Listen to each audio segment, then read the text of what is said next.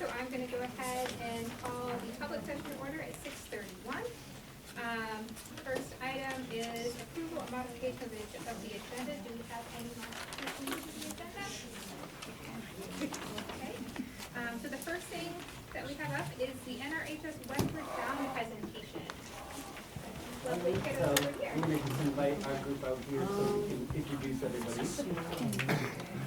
My name is Paul Horries. I'm principal here at Newfound Regional High School. And more than really an NRHS, those are the students that attend the Westward Bound experience, but it's really been a product of one of our strongest community partners, which is the Tapley Thompson Community Center. So I would like to introduce Les Dion, for those that don't know Les.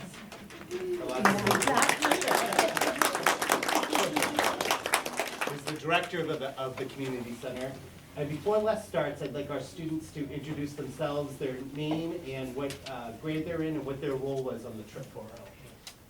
My name is Isabel Burley. I'm a senior at Newfound High School, and I was one of the CITs on the trip. I'm Cora Gunn. I'm a ninth grader here at the high school, and I was just one of the seniors who got picked to go on the trip. I'm Gabriel Eckert, and I'm also a ninth grader, and I was also picked to go on that trip. All right, okay. So I'm just going to give a little bit of brief history as to how this trip came about. This was our 14th year. We did take 3 years off due to COVID, so this was our first year back, which was very exciting. And it actually started as an idea by Matt Seaver. So a lot of you know Matt Seaver. He's here at the high school. Some people call him Master, but I don't. So he had traveled to Yellowstone many times. And he always came back and said he wanted to take a group of kids, that he wanted them to experience what he has experienced out there. And he kept hounding me about it, and finally I said, I'll take it to the board and see what they think. And the board said, we're all in, let's do it. So we have collaborated with the high school from the very beginning. Beth Colby was here at the beginning, and she was coordinated with us for extended learning opportunities for the kids that went on the trip. So we used it, do receive a half credit if they do their journaling and do all the things that are part of the trip. And so we've been really lucky, and Paul has some of the fun facts I was gonna share, so I'm gonna skip over them. But the youth that are invited to go are the kids that have shown leadership potential. We do collaborate with the middle school staff to see who they think would benefit most from a trip like this, and we try to pick children that would never be able to travel like this as a family. It's so expensive to travel. Most families can't afford to do something like this, and this gives them the opportunity to see the wider world outside of our small area, which is so important. And for many, they have come back to say that it has been life-changing, and that they've continued to travel since then. So it's pretty awesome for all of us that go as chaperones to be able to participate and build these relationships with the kids. I always say that the most important relationships they build on this trip are the ones with Mr. Maurice and the teachers that go, because they have a much higher level of comfort coming into the high school because they have spent that time on this trip with them, and now then they are much more successful in their high school career because they have to answer to Mr. Maurice and their teachers. So that is one of the biggest benefits. We've taken 152 individual students, and 24 more have done the trip as a counselor, a junior counselor. So we do take 2 high school students typically that have done a prior trip to be counselors on the trip, and that really helps them ease their way into the high school as well because they've made that connection. But we didn't have anybody that had done a prior trip left this year, so we chose kids that would have gone on a trip had we done a trip that year. So our first trip was to Yellowstone. We've returned there 3 more times over the years, and we have visited 14 national parks over the course of the 14 years that we've done this. The cost of the trip is covered by students who receive 100 cash calendars that they sell for $5 each. That pays a portion of the trip. We have some extended learning money that is used towards the trip. we do grant writing for it, and also then team program funds are used. And that's where the TTCC board has been instrumental in saying, yes, they want to support this financially as well. So this year, the total trip cost was $25,000, and I looked back to our first trip, and it was $15,000. And what surprised me the most about it was the largest increase was food, and then the next one was lodging. So I thought it would be flights, and that wasn't the case. So that's just a little bit of the history of how we got this started.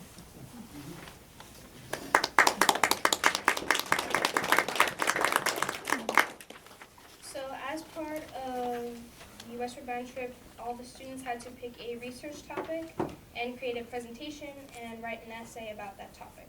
You then present your topic to the group, and then that's the main part of your grade for the trip. My research topic was the Ute Mountain Tribal Park. They are located in Utah and southern Wyoming, and there are still members of the Ute tribe today. Gabe, what did you do for your topic? My research topic was the first settlers in the West. Another part of the meetings was doing a journal prompt. So we all had a journal, we decorated it, and that was your own to take with you throughout the trip. This would be a simple couple of sentences or paragraph about the journal prompt, and then you would talk about what you wrote if you wanted to share with the group. We also journaled our thoughts about the trip on the way home from New Mexico. Sure, okay, so as one of the CITs, me and my other CIT, Cody, who's not here today, we came up with a lot of team building activities because obviously when you are spending 8 days in a van in 100+ degree heat with, all these people, you want to know who they are. And I think the bonds we gained on the trip were astronomical, but we really wanted to have, a foundation for that. So we worked team building activities, getting to know each other activities, problem solving, that kind of thing, things to prepare them for high school and also for the tribal projects. So after traveling all day with planes, van rides, we had to stop at a hotel for the night because we were just all tired, hungry, and exhausted, and we just wanted to sleep. It was like 10 o'clock at night, we're like, we're done. So we stayed in the hotel, and then we traveled to our first KOA in Cortez, Colorado. We stayed in KOAs during the trip, and it was absolutely amazing. They had gorgeous views, they had plenty of space for everyone, porch swings, fridge for snacks and drinks. They also had pools, playgrounds, stores, and just a lot of space for people and kids to just kind of do their own thing, run around, hang with each other. We also switched cabins a couple of nights so we could form friendships with other people and get to know others while on the trip. Our second day in the trip, we went to Four Corners. This was a really cool experience, being able to stand in 4 states at once. We stayed in Utah, New Mexico, Colorado, and Arizona. There were also a lot of shops with handmade items to buy. They don't allow a lot of photos, especially of the shops, so be aware of this. This is a really fun place to go while you're in Colorado. We only spent a couple hours there because we did have to do more travel that day. Also, while in Colorado, we went to the Mesa Verde. There were a lot of cool sculptures and buildings to look at. This place had such amazing views, and there were a lot of stops to take photos, which we took a lot of good photos. There was a building with some history about Mesa Verde and a small gift shop. It's a nice place to walk around and look at handmade housing and buildings. We learned a lot from this place, and it was a really cool stop to go to.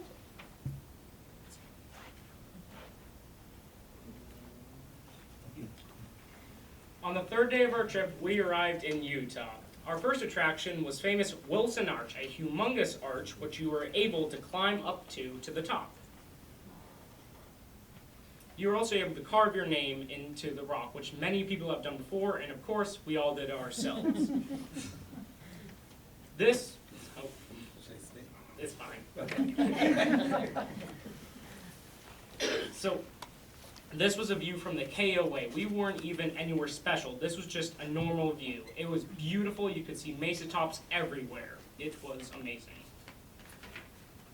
Then we traveled to Arches National Park. We saw many famous rock formations, such as the Three Gossips, the Rock Sheep, and just beautiful, beautiful rocks, which is just indescribable to anyone.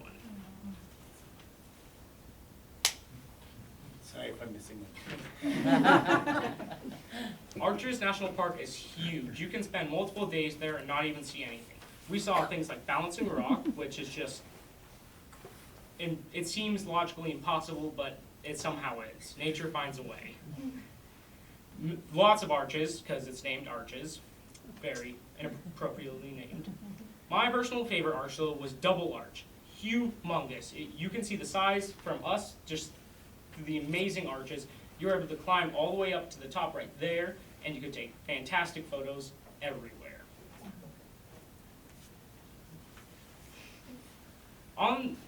During the evening, after Arches National Park, we went back and we hiked up to see the most famous arch of them all, Delicate Arch. Unfortunately, we hiked up the wrong hiking path. We were a canyon away from it, but we were still able to get pictures of the arch, though we were accompanied by a beautiful sunset setting over the mesa. And some deer. We did see deer.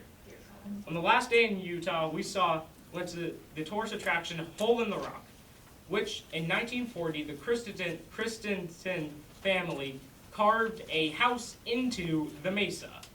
It has many attractions around it, such as Bigfoot, Jailhouse Rock. There's also a Franklin D. Roosevelt Memorial, which is not sure what that's about, wall of license plates, and trading post. There's also a zoo next to it, which held many animals like peacocks, camels, and bison. We also went to Dead Horse State Park. It was a terrible story that led to an amazing view of the Colorado River and surrounding mesa. As you can see, the river supplies greenery on the edge of it, which you'll find nowhere else in the West. After a small hike, we were able to get beautiful pictures of the canyon surrounding it.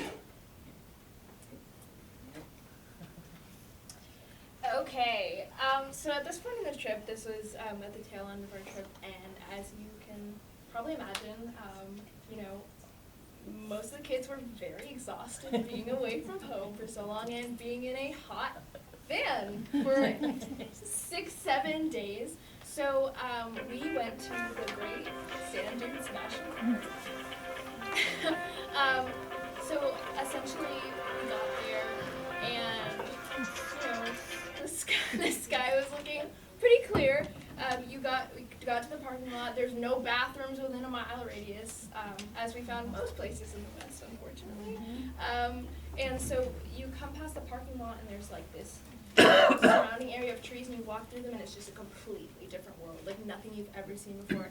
And like these pictures do not do it justice at all. It's like they're huge, they're so crazy. And so we walk out there, and it's quite a hike to even get to the dunes. And we had these boards because we were planning on going dune boarding. So we were really excited. So we get, you know, partway up the dunes, and the wind starts picking up really, really hard. And it's blowing around sand like bullets at the kids. And our CITs are like hugging the kids and like putting boards in front of them. The boys are like trying to take it like a man. It was fun. And then we hear some very loud, very loud thunder and some lightning. So they start running away from the dunes. And me and one of my teachers, actually, that was on the trip, Doolin, we tried to get one ride down the sand dunes, and unfortunately it didn't work. So we ran back. Yeah, it was a lot, but you know, I certainly had a lot of fun. I don't know if I can say the same for the kids, but we had sand stuck everywhere for months and months after the trip. So we left and we stopped on the side of the road just outside of the park, and there was a double rainbow. And I think that definitely, you know, made our day. So, okay. So obviously out west, as someone who's never been past the East Coast, I don't really have a whole lot of exposure to any kind of outside culture. So I was super excited to try everything, as were a lot of the kids, and some of them weren't at first, and you know, they came out of their comfort zone. So we experienced so many different things out west. one of the staples out there is the green chili, as well as red chilies. So I don't take spice very well. So on our first day there, we go to this diner, and of course the everything has green chili on it. But you know, I thought I could stick it out. There were some tears, a little bit of shaking, you know. But Gabe over here drank a whole bowl of green chili salsa. There we go. So, you know, but yeah, so we ate out a lot. I tried bison, there was so many like crazy, like different things for everybody. And then there was also a lot of days like we were in the van that we were just eating peanut butter and jelly sandwiches for breakfast, lunch, and dinner. You know, I didn't get tired of it. I don't think I could say the same for the kids. But yeah, there's just so many different experiences. So. Except for maybe. Oh, yeah, and then we also have, this is our final day. Oh, this place was wonderful. Oh my gosh, we went there twice in a row because it was just so good. And then this is our last dinner where we're all dressed up. And we went to a fancier restaurant, and it was really nice for all of us to get together. Oh boy.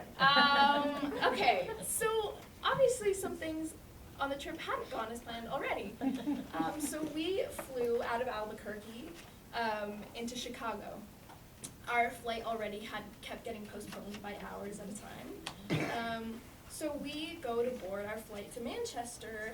What time was it at that point? Probably like 10, 11. 8, 9, 10. Yeah.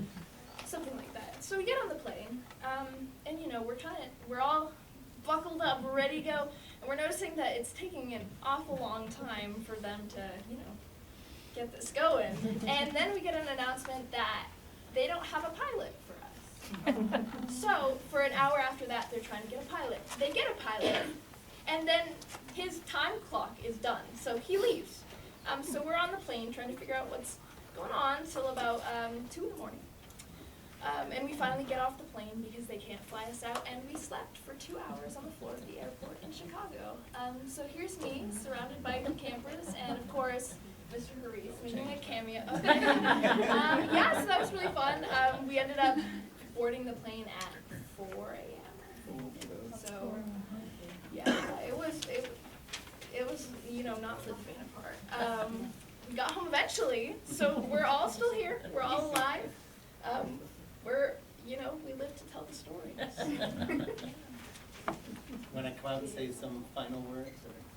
Before this trip, I was happy at home. I didn't really want to go anywhere beside the East Coast. But after this trip, it was a huge eye-opener. I realized how big the world is and how different places can truly be. I know I created some amazing friendships and bonds with teachers and other staff members, and it was just a really amazing experience. It's a once in a lifetime, so if this continues and your kids get invited, I highly recommend signing them up because they'll have memories that last for a lifetime. For me as a counselor, this was hands down the best week of my life. And you know, I've lived 17 years, so that's a pretty large feat. But it's just, you know, I never would have gotten this opportunity from anywhere else, and I love these kids with my whole heart. Like,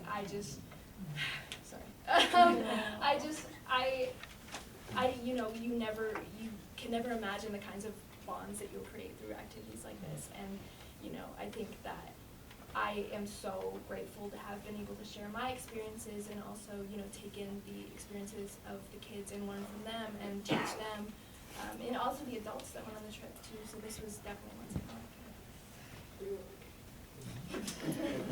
lifetime. And I just wanted to close by reiterating, although this is not paid for by the school at all or by the taxpayers through the school, it's an important example of how our community supports our high schoolers. Because through all of our community businesses and the TTCC really help give our high schoolers, our incoming freshmen, a leg up going into high school. Les shared some pretty impressive statistics at the beginning of how many kids it serviced. One year when Les and I think we were looking into an additional grant to support the trip, and we had to do a little research of the students and the impact on them after they had experienced Westward Bound. And this was around 2019, so maybe not counting all the trips, this past trip, but a lot of the trips. But it turned out like 3/4 or more of the students that attended the trips held some kind of leadership role over the course of high school, were involved in high school, and were on the honor roll in high school. So just to show that there is an impact on this, this legs up experience. So I guess if the board has any questions for the students. I have a question. You mentioned you were doing assignments, I assume for credit. What did you get credit for? Was it a literacy credit or for high school or They get elective credit. an elective credit? Yeah. I was just curious. Yep.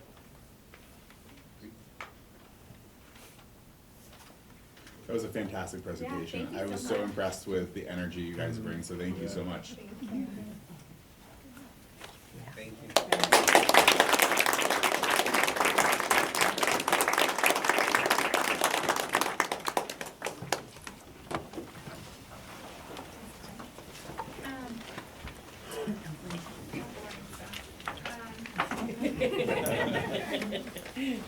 Approval of minutes. Is there a motion to approve our minutes from the November 13th meeting? I'll make a motion. Is there a second? I will second. Any discussion of the minutes? Hearing none. All those in favor of approving the minutes from November 13th, 2023, say aye. Aye. Any opposed?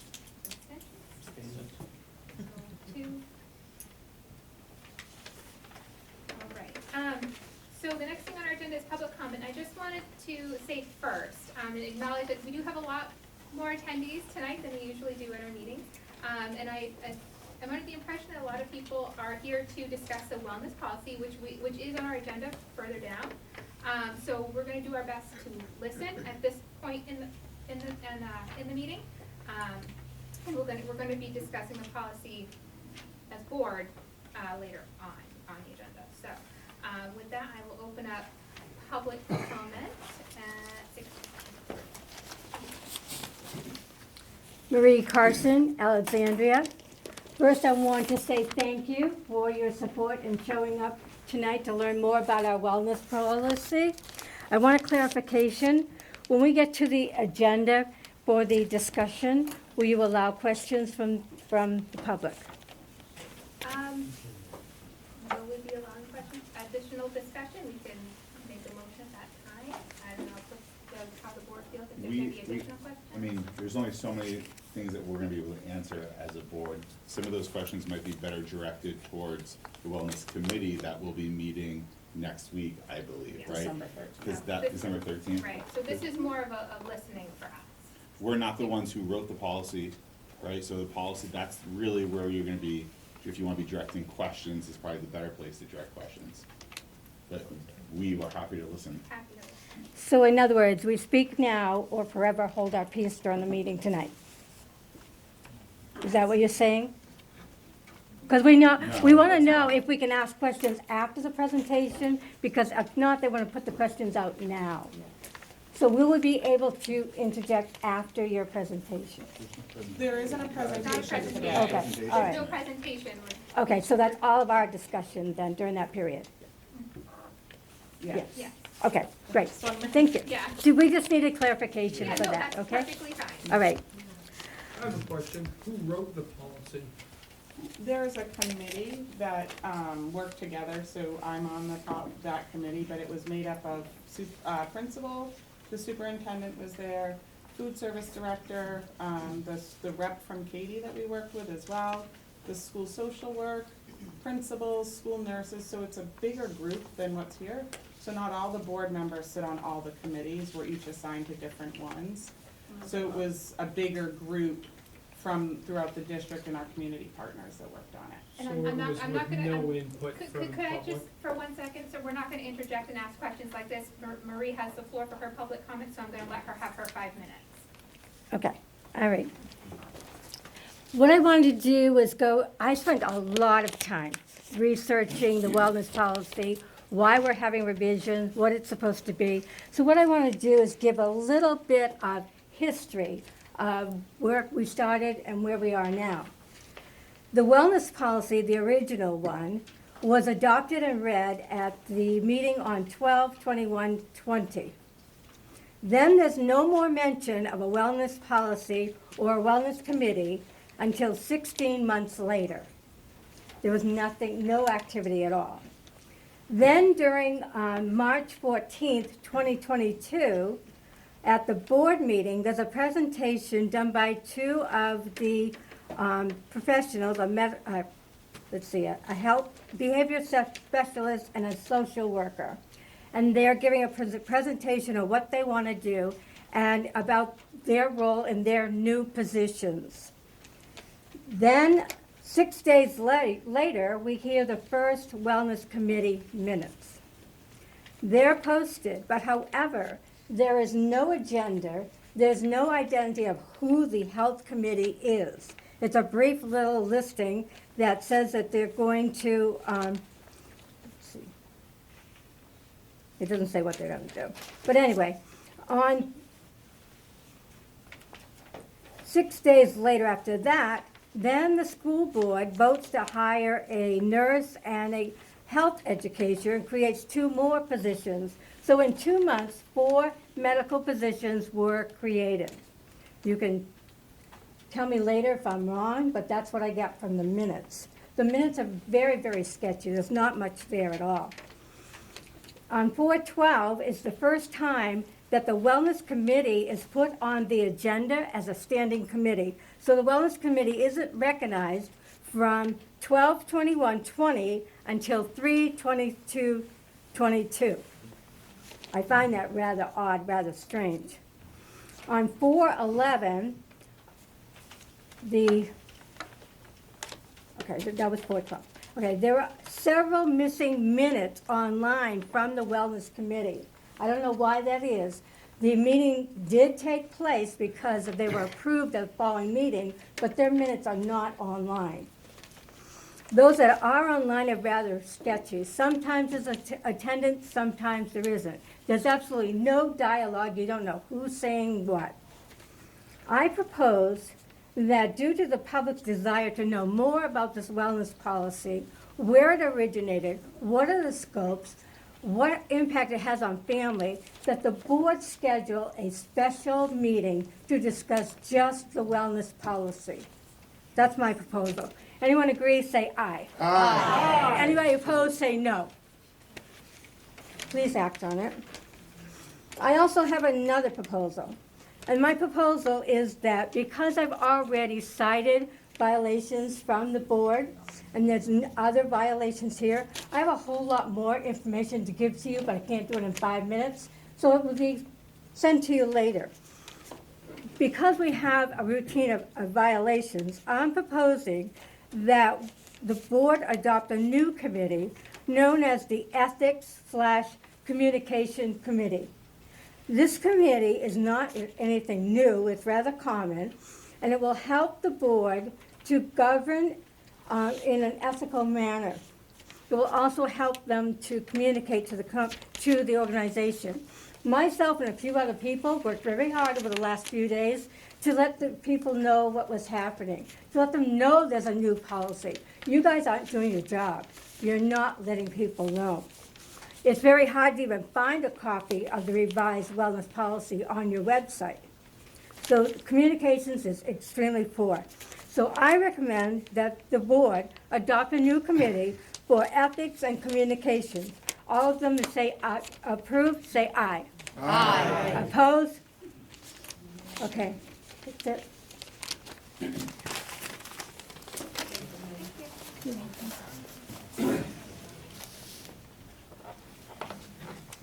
Judy LaCasse of Alexandria. Yes, Marie's my sister, and we are on this team together along with everybody else who happened to show tonight. We were hoping for a lot more people, but you know, it is Monday night and a lot of people have children to put to bed. And that's what you guys are for, is to help those children learn during the day so that they can get to bed at night. Your jobs are not supposed to be of the healthcare division. And if anybody really reads what's behind all of this wellness, it's the government stepping into our schools and taking your children's health and welfare away from you, the parents. Why don't you tell them the truth? Tell them what you're up to. During my visit at the dump the other day, handing out all these things, I met a teacher in our town. Don't know who she is, don't care what school she works for. But she did admit to me, we're going to do this without the parents' knowledge and without the parents' consent. And that's what it says the government can do. They said they don't have to have these meetings. They can go through their guidance where the policy already says what they can do with our students. So hold these people accountable and make them tell you what they're up to. Here, here.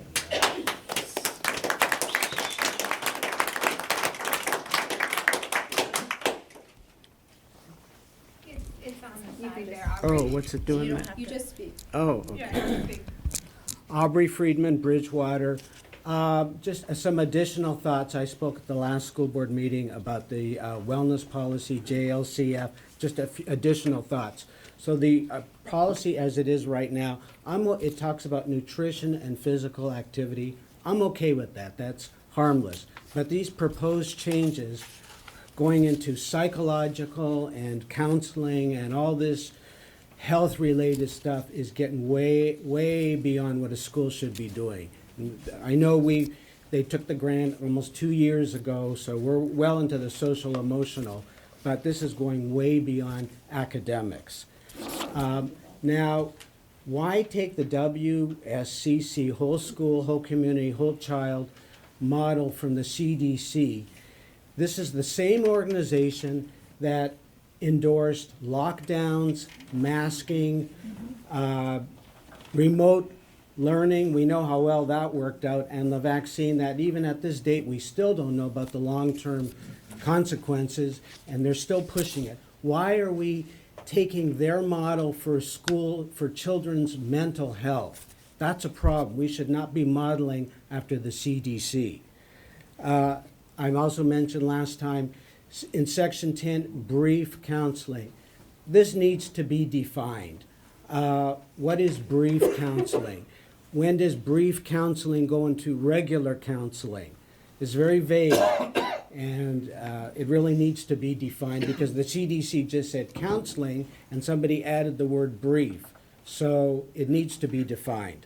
Parental consent, which seems to be ignored in the policy. So I want to get a little personal. So my son, he was a handful growing up as a teenager. I was recommended to take him to a psychologist or psychiatrist. I did. I went one time. We were there. I believe the session was about 30 minutes. And before it was over, the professional, he says, Ritalin for your son. Less than 30 minutes, a professional psychologist or psychiatrist, whatever he was, is pushing drugs for my son. Well, needless to say, I never went back to that quack again. My son was never put on Ritalin or any other pharmaceuticals. He's an adult now. He's got 2 kids of his own. He's managed without pharmaceuticals. The point is, a lot of these psychiatrists and psychologists, they're crazier than the general population. And I'm not saying they're all bad, but there are a couple good ones out there. The point is, they should be vetted. I was there. So I vetted this guy. He was a quack. And so if there are, kids and people who are disturbed and need some real help, but the parents have to be involved, and this policy seems to be not including the parents. That's the problem. Parents must be involved. If there's a quack, don't go to that person. So that's a problem. I don't see any parental consent form on this policy. Social emotional learning, okay, it's a big business. 9.22 billion estimated by 2028. Have we bought, and we took the 50,000 grant almost 2 years ago. How has that money been spent? Have we purchased softwares, apps? I read about an app in, I believe it was Virginia School District, that the kids punch in how they feel every day. Okay, I don't know if we have such a thing here. So if we do, is this information being stored somewhere? How is it being stored? Is it being shared with other agencies, other third parties, or whoever? How is it safeguarded? So if I know data is a big thing these days, how is the safeguarding? And even if you do all the safeguarding in the world, you'll still get hacked. So where's the confidentiality protection for students? And lastly, if we're going to do all this medical and call students patients, that was a real Freudian slip in this policy, calling them patients. We should just not pretend these are schools anymore. Call it Newfound General Hospital. Call the other 5 locations, call them medical centers. I disagree with these changes. We should just stick to the academics. That's it. Thank you. Yeah.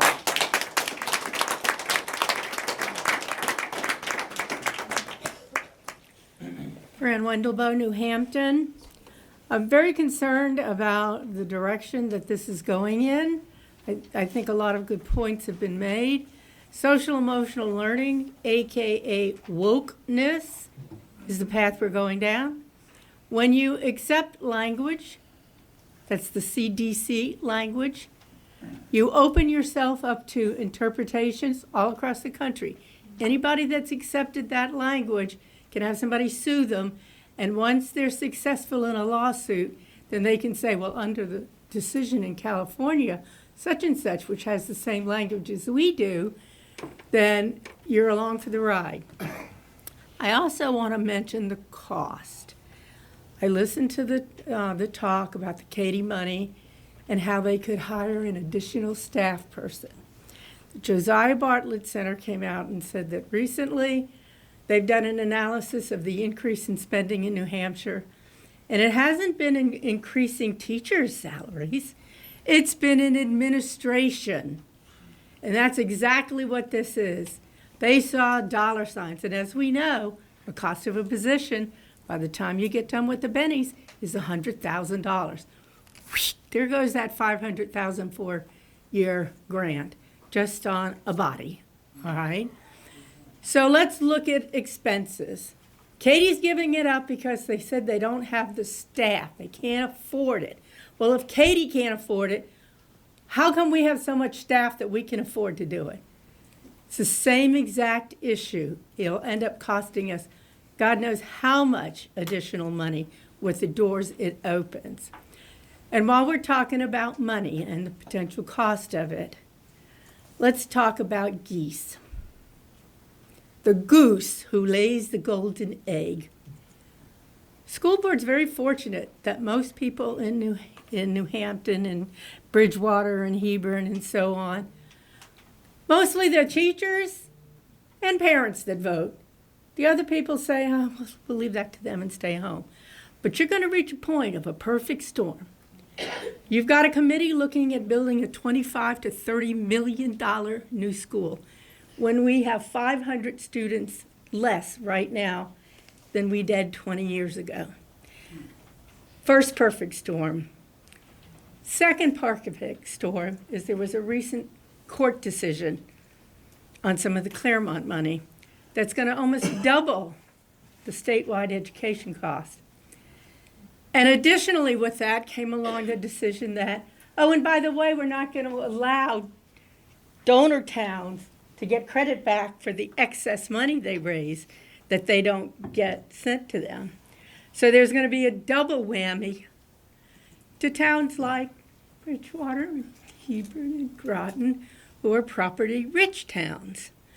So that's perfect storm number 2. Number 3 is the uncertainty of the Bridgewater, Hebron, Groton district and what's going to happen in March and what that's potentially going to cost. I'm hoping that this district comes together and say, we're a team, we're staying together, but because an inconsiderate handful of people have decided that our kids shouldn't have to go anywhere from preschool to 8th grade. They could care less about our other towns and where those kids get bused. So they're driving an agenda that could cost significant dollars.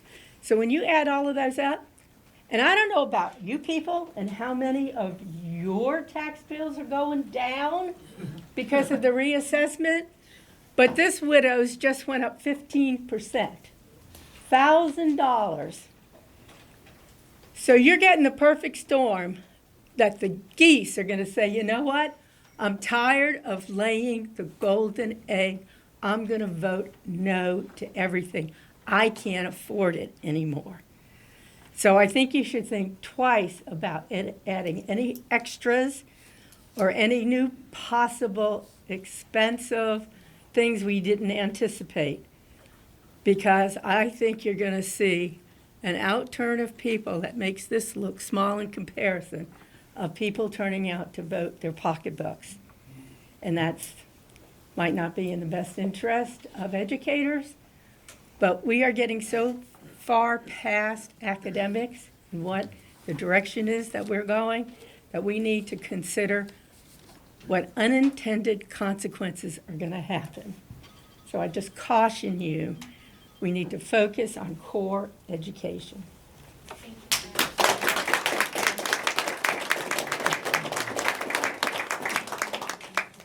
Good afternoon. Congratulations on finally getting people to show up at your meeting. Can I just get your name? Yeah, my name is Bill Jolly. I live at 184 Orange Road in Groton. And I really had things to do tonight, so I leave it to Britta to handle this, but I thought I had to come and speak. So the first thing is, and I'm not going to echo what everybody else said, I don't want to waste your time, but I second everything that's been said before me. Some of it may seem a little something that could be dismissed, but I don't necessarily agree that that's the case. I think that there's a lot of credibility to what's been said earlier. I want to talk to this from a legal sense, and I'll focus on that, and I'm disappointed that you won't take questions right now. I think that it would have been better for you to take those questions because we could have a more robust discussion and perhaps alleviate some of the concerns that we have out here. Here, here. So I'm going to pose this as a question, and I'll allow you to break your own rules since this is your meeting. I'd like to know specifically, okay, let me back up. People have rights. You each as individuals have rights, okay? Everybody in this room has rights. And we call them inalienable. And whether or not they're enumerated, and I'm not going to give you a civics lesson, although I'd like to because I like teaching that stuff. I used to do it for another group. Whether or not a right is documented in a certain document, that doesn't mean it doesn't exist. And I would submit to you that parental rights are inalienable. And that's being ignored right now at a lot of levels in our state and our nation and pretty much the entire Western Hemisphere, plus Australia and New Zealand, but who wants to include that? So you guys as a body don't have any rights. You have authority. And authority comes from these people. That's the law, and it's inconvenient, and it's supposed to be. So what I want to know, in order to remove someone's inalienable right, there has to be in the United States, every state, every county within the United States, it requires judicial action. I used to be a police officer locally, part-time. I was the goon squad on Friday nights. And I would sometimes detain people, and I would arrest them. But I never once put them in the back of a cruiser and drove them down to the Concord prison. They had something called due process of law. Hi, Ruth. They had something called due process of law. Ruth was a great barista. So due process of law is something that is one of your individual rights. It's everybody's right here, including people as parents. And the concern that I have with what has been presented so far, because it's incomplete, I hope, is that what is being suggested is that you are circumnavigating through this policy without authority. So it would be annulled. This should be an annulled policy if it's written as it's being, as the concern is. You're trying to create a policy that circumnavigates parental rights and the right to due process of law. I never worked on one of these things, but the superintendent certainly has. Business administrator might not have. Principal? Okay, there's something called the Chins petition. Are you familiar with that? North, south, or east, west? North, south? Okay, a Chins petition is something that is given to a judge to act upon. And it creates an order or a denial. And that Chin's petition is what is necessary for any one of us as parents. My daughter doesn't go to the school district, she goes to Linwood, and they have a great ski team if you didn't know. But the Chin's petition is the only legal way that you can remove the right of a parent. And it has afforded them due process of law. And I would submit that absent that language, that the parents shall be included and shall be notified and shall be the final arbiter of whatever policy you have, of whatever you're trying to afford children for mental health. I think mental health is important. I think we saw during COVID when my kid was trying to play clarinet, threw a mask with a hole in it, with a thing at the end of a clarinet that looked, pardon me, no kids don't like a condom. Like, what the heck is going on here? That messed with their heads. And I am sure the federal government is now coming out saying there are mental health issues for kids. And I agree that you guys, or your organization, the SAU, the proper people to do it, should be in tune and paying attention to that need. I worry about it. All of us should be worried about that right now. Suicide's at a high. Kids are not eating properly. There's all kinds of issues going on. Mental health is an issue. No one's dismissing that. I'll be quick. What I'm asking is, if you're not going to tell us right now if you have the authority to do this, I would expect that you would disclose how it is that you're assuming that authority, not just by document, but by language. I'd want to know what it is. And I don't think you should take any action until that's done. Thank you.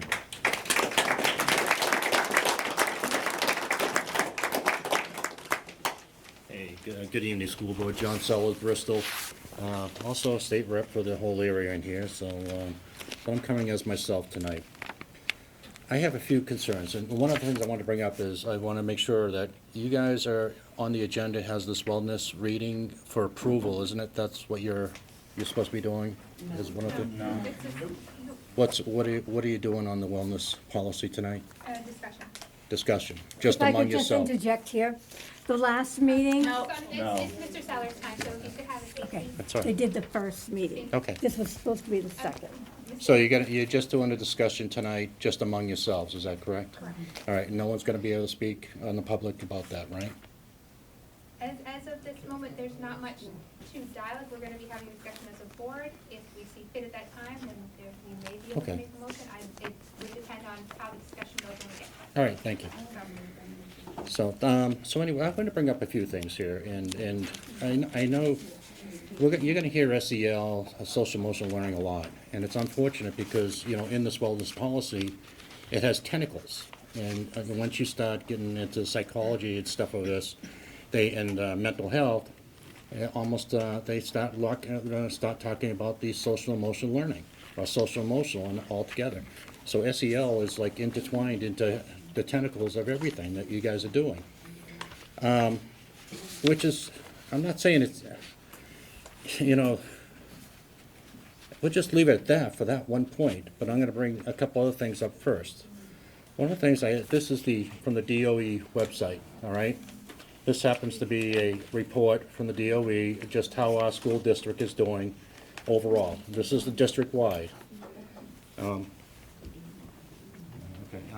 So anyways, what's going on is they're saying in English language, right? We're at 60%. Now, we might be a tad better than the state average, but we're at 60%. We have 1,166 students, according to the website, all right, at that time. And at this point here, 60%. So that means 40% are failing, are not proficient.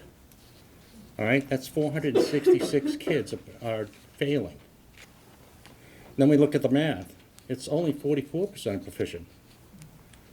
I mean, at this point, you got 56% failing. You know, and we're worried about social emotional learning and wellness policies. I mean, this doesn't make sense. So that's 652 kids in our district that are failing.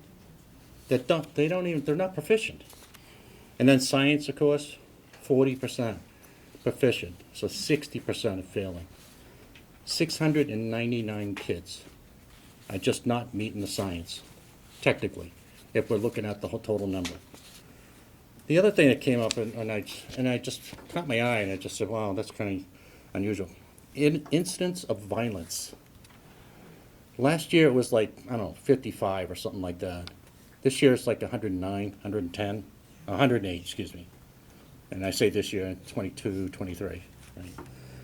So I'm saying either we're reporting more or we're letting people, or more kids are just acting out at the point. But I'm saying, why has that doubled, or almost doubled in a year? I mean, our classroom average size is only 16 kids, so we should have control. There shouldn't be a problem there. Next question I'm going to ask is, and I heard this, so I don't know if it's rumor or not, and that's why I'm asking it. I hear we're going through a ransomware right now. Is that true or not? That's true. I'm going to speak to that superintendent. Okay, thank you. So that brings up my next part here, which is your policies again. And data governance, data and privacy governance plan administration procedures. In any case, it goes on here, and it goes on to A, B, C, D, E, F, G.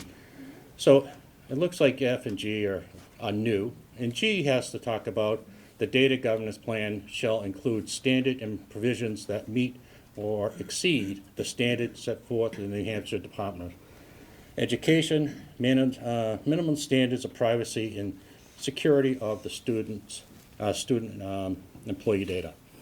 So I'm going down into G, and the new part of the changes that you'd like to make is notwithstanding the prohibition on the use of applications, etc., that store, collect, share personal identifiable information, PII it's known as.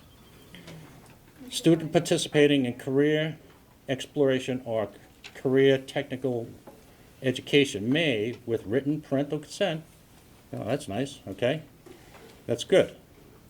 Excuse me? Your 5 minutes is up. Let me just finish the paragraph and I'll be done then. And that's why I was asking if I had time later.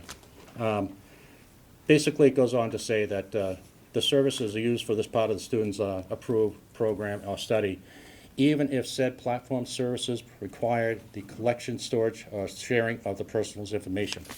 So, I mean, you're asking a consent, and you're making the parent sign off, and they're collecting the kid's information. That's a problem.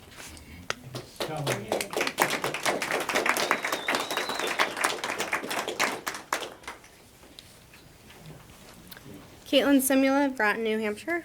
I just wanted to point out in the beginning, Mr. Saylor was saying that, this should be directed to the Wellness Committee, which it should. All your questions should be going towards them. There's really no need for us to stand up here and ask the board questions during their discussion because they're not going to know. They're not on the Wellness Committee. I also like the fact that we need to email the Wellness Committee our questions so then they can respond. Britta is not going to be able to retain all of the questions and all of the concerns tonight. Okay? And even the school board in general, it's a lot of information to take in. As I'll skip the policy violations, but as far as the Wellness Committee and this policy, if you look at it side by side from what it was before to what the updates are going to be, it is a huge change. Big changes deserve big communication. They deserve a presentation by the Wellness Committee to the public. Just making a note of the first reading, JLCF or whatever the letters are, on an agenda is not adequately sharing with the community about this. And communicating seems like there's a lack thereof. As far as the updates, who is providing this service? Is it nurses, guidance counselors? I feel like we're already strapped thin for resources and time. And if staff members are going to be responsible for some of this, do they even know? Have they been told that their responsibilities are going to increase? What grants and funding has SAU4 been given to bring these services into the district, and by who? When and where are these services taking place? During academic time, after school hours? Are there curriculum or materials that go with it? Where in the policy does it have an option to opt in? And then misdiagnosis. If there's a misdiagnosis, who's liable for that? Is it the school district? Just reading through all these updates, a lot more questions than answers. Thank you for your time.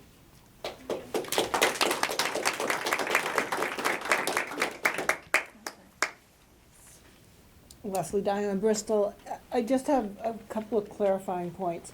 One, and this, I'm looking to you, the experts, does not proficient mean that the child is failing? No. I didn't No. believe that was the case. So that, I just don't want to get stuck on that misinformation. Not proficient means they still need to work harder and have more help to get to where they're proficient. So that they're not failing. We don't have all that failing students, which I think is unfair to us as a district and unfair to our kids to say.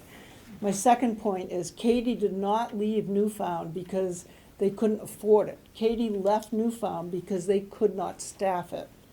They are having a hard time staffing. They could not fill the office down here and keep staff. So let's be clear, they didn't leave because they couldn't afford, they gave the grant up because they couldn't staff it. Just 2 points of clarification, and my final point is shame on me, because I have to go home and read the policy. So I came in here not understanding. This has opened my mind to make sure I go back and read it. But I thank the board for listening to everybody tonight.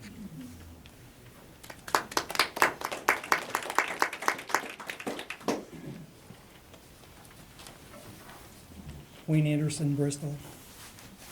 Joseph, thank you for representing us. And you board members, I've served in the public office. I want to thank you for running and being on the board. I know sometimes it's a thankless job.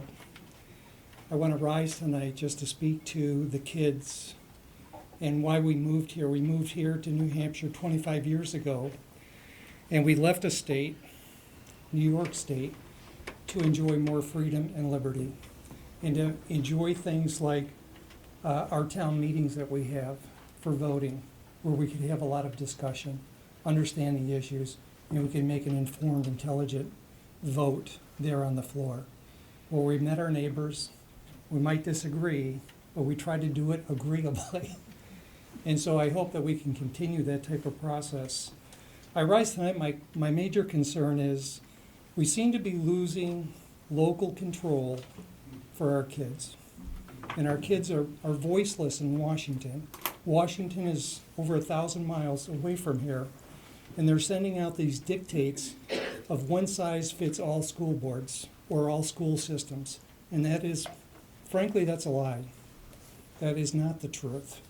I believe in the wisdom of the electorate who elects you folks and trust you to make decisions on behalf of their kids, how you're going to administrate these schools. And I was disappointed to start to read and understand what's being passed off on this policy. I have a lot of questions, and I look forward to standing in front of people that can answer those questions. But again, you're going to discuss that tonight. I hope you're going to represent some of our views as voters. And again, I just want to thank you for your time and your service on these boards. Thank you.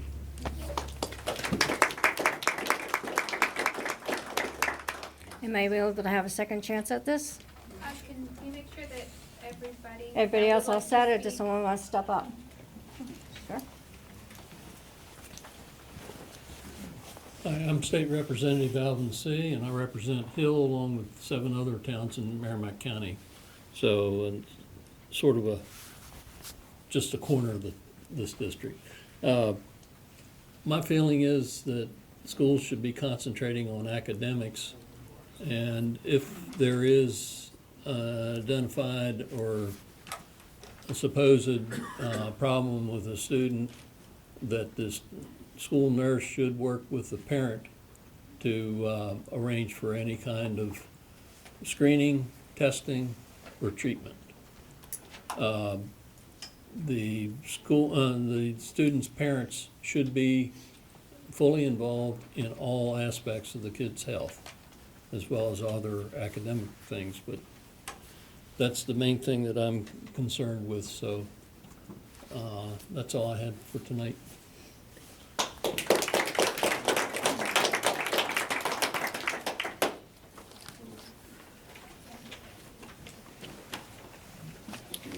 Jason Rich, Bristol. You seem bored. How many of you people here have children? How many of you are concerned about this issue? You are. One person on this board is concerned about this issue. That concerns me. I did not. So are we That's to not a fair assume question. as a public, It's not a fair question. it's fair to get it's fair to get a fair. Of course, we're all concerned, or I'll speak for myself. Of course, we're concerned, but it's a leading question. You know what I mean? It's not a fair way to ask a question. So let me ask you, what are you concerned about? No. No. We're Okay. not. No. So if this is the town of Bristol, and this is representing the population here, how many of you people here are opposed to this? Raise your hand. Extremely. Here. We have 4 kids in It seems to me like when the board makes their decision, this is Bristol right here. So if you don't listen to what these people are doing, and when the wellness program comes into effect, and you voted for it, and there are issues down the road, it's on your shoulders. Yep. And it's on the children's shoulders, and we do have rules and regulations to follow. Where's that gentleman's vote? Yes, and they should be followed. Thank you.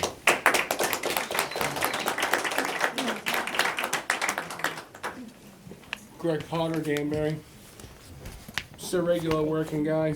I do own a local company in this area. I just want to point out something that extremely concerns me. Should concern anyone with a kid in this district. We have 4 children in this school district. We've got children that have had mental health problems. We've dealt with them through the school, with our own private counselors. Skip over parental informed consent. Just think about that. Skip over parental informed consent. You guys don't want to answer any questions. You guys seem very standoffish about this. And I'd like to remind you, you're elected to this to better the school. What you're looking at from? I'm not sure what you're looking at. I thought there wasn't communication back and forth. Well, What is, You can't have it both ways. you gotta ask what it is you're looking at. You can't I'm have it both looking at- ways. What this meeting's about. You want to read it?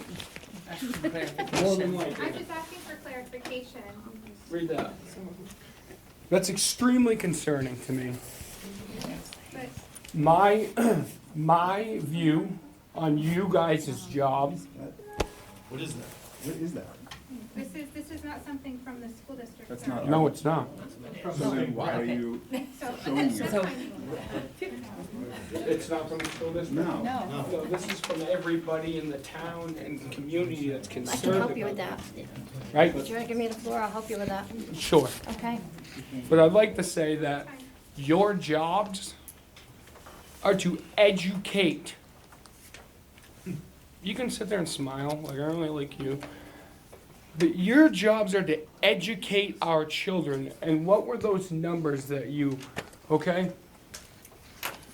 You guys should probably focus more on communication, because this is the first I've heard of this. So you got 4 kids in this school.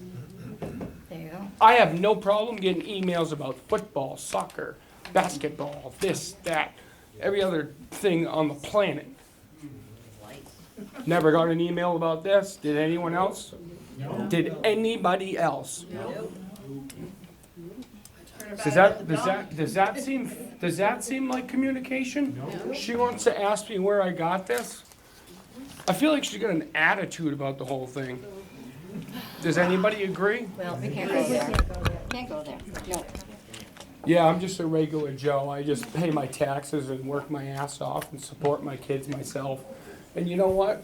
When there's problems that arise at home or in school, we deal with them with our own private psychiatrist. You guys do not have the authority to choose when, where, and how our kids get mental health help and make decisions without our consent. Bravo! Bravo!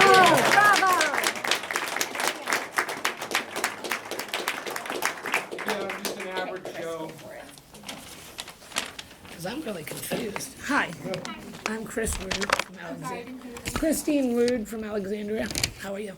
I don't know many of you. I'm not Haley. This is Haley. She goes to Newfound High.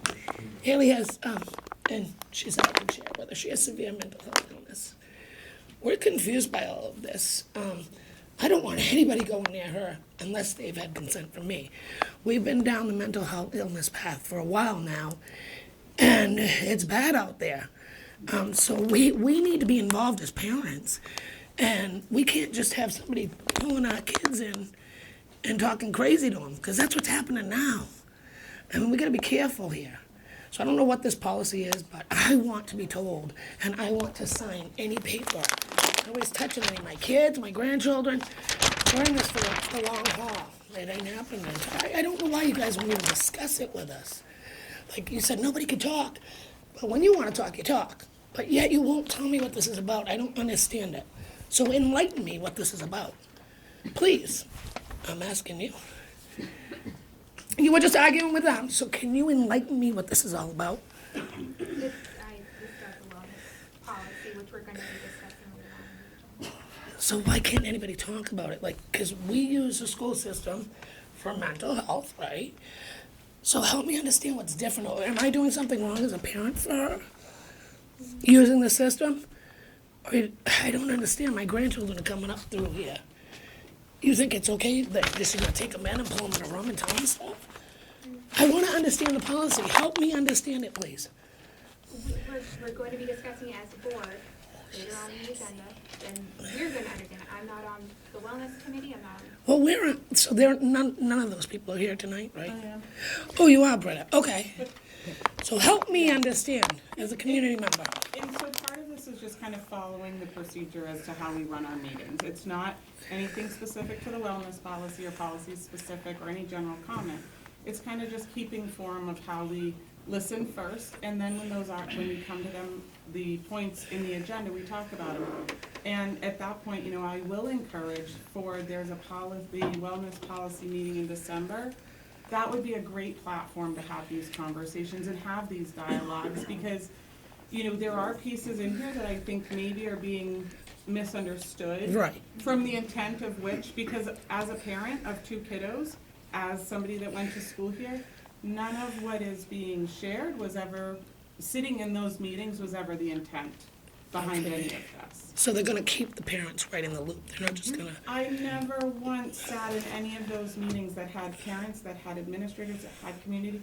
I never once was under the impression of, let's close the doors. Okay. And so at that point, when we get to them, I'd be happy, to kind of reiterate those points. Right. And so I think the question of why we're not engaging is part of it is this is kind of how the meetings run. As we listen, Yeah.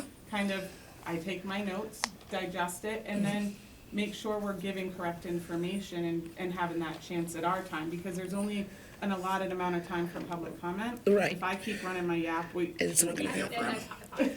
Well, I mean, I think as a community, I think we should be concerned about, not having enough staff or one-on-ones for our kids that are disabled.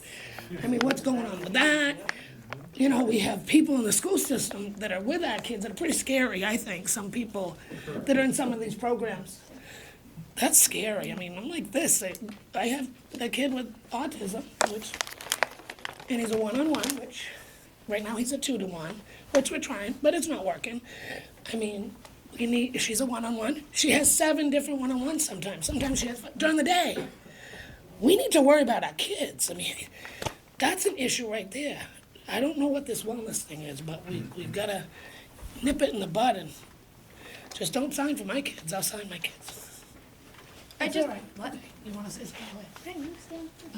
I just really don't appreciate that people are pushing kids into therapy, especially like my cousins. Like, there are very young people out there who can misunderstand things and make it turn one little thing into a huge thing, and it's just they don't really understand certain things, and when you have therapy, like, there are a lot of kids out there who don't need therapy and they're getting it, and then there's a lot of kids that do need therapy that aren't getting enough of it, and that really screws up with people's heads. And like me and my sister, we need therapy, and I don't think we're getting enough of that.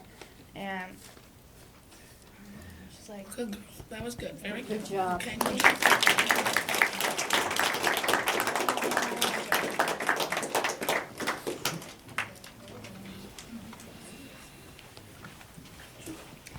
My name's Kaylee Ledoux of Bristol. I'm a senior at the high school. I did speak out last meeting regarding the budget proposal, and I'm not going to touch more into that. I just wanted to kind of speak my piece and just say I know that we're all here tonight, board members included, because we care about the community. We care about kids' education and their academic performance. With that in mind, like, I think it's important that I love the turnout tonight, and I know that I haven't been to many meetings myself. I know that the live streams are always available, and I have watched those as well. We need to turn out in all areas of education, especially like the budget proposal that was just proposed as well. If we're that serious about education, we're talking about proficiency, we're talking about performance, we need to be caring about this in all aspects, and I think that it's all linked together and showing that we are we care, we're involved. It makes a difference, and I think it will kind of produce a lot more clear communication and education regarding the topics that are being discussed during these meetings. I just wanted to say that from a student perspective.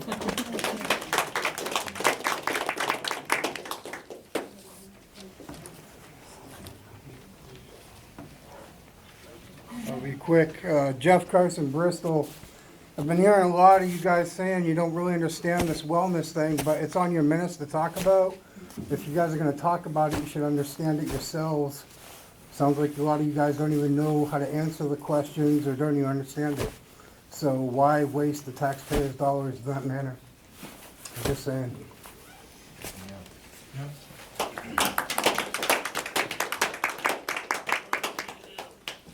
Okay, just to revise something that Jeffrey just said. You say you don't know anything about it.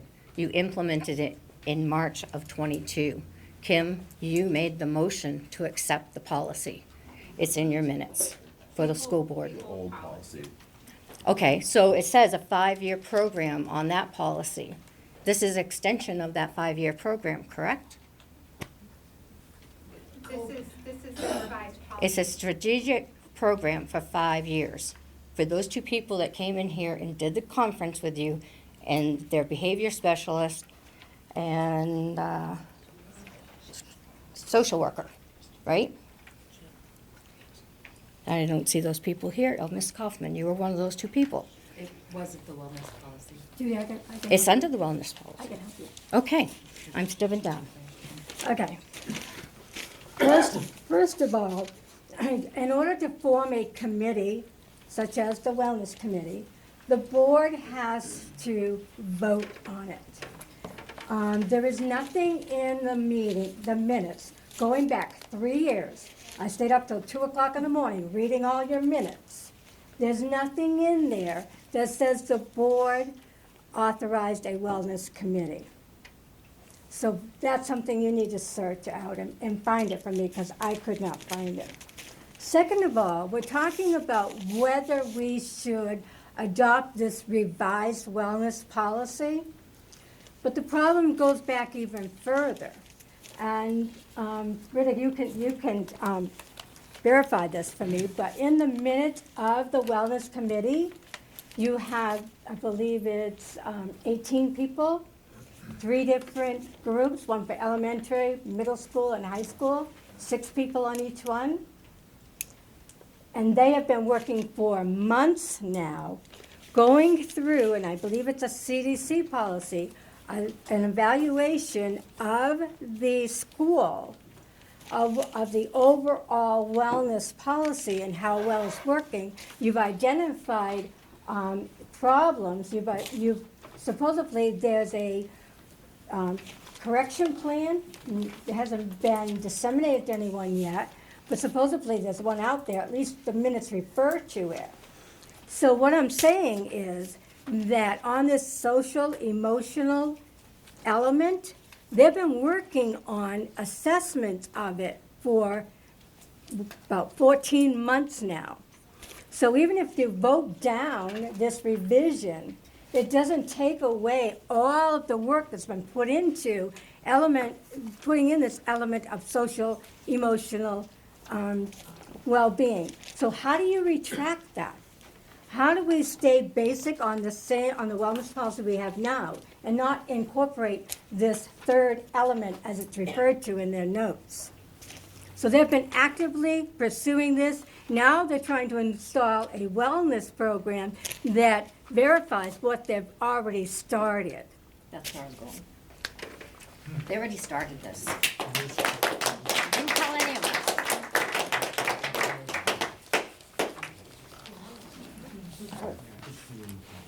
I just make one comment. If I remember correctly, the Wellness Committee came about as part of COVID. Yeah. We're facing COVID, and let's have a Wellness Committee that's made up of people like the nurses and so on. And anytime we were talking about reducing the exposure, or whether or not to come back to school, or whether to let the kids do this or do that, it was taken up by the Wellness Committee. So this is now segueing totally away from the original intent of the Wellness Committee into something totally different. This was about COVID.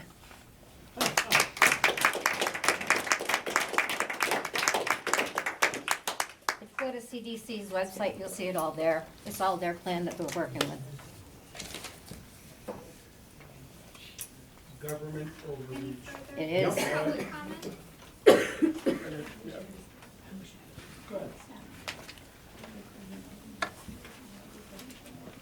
Good evening. I'm a new member and resident of this community, although I've been a taxpayer for 22 years.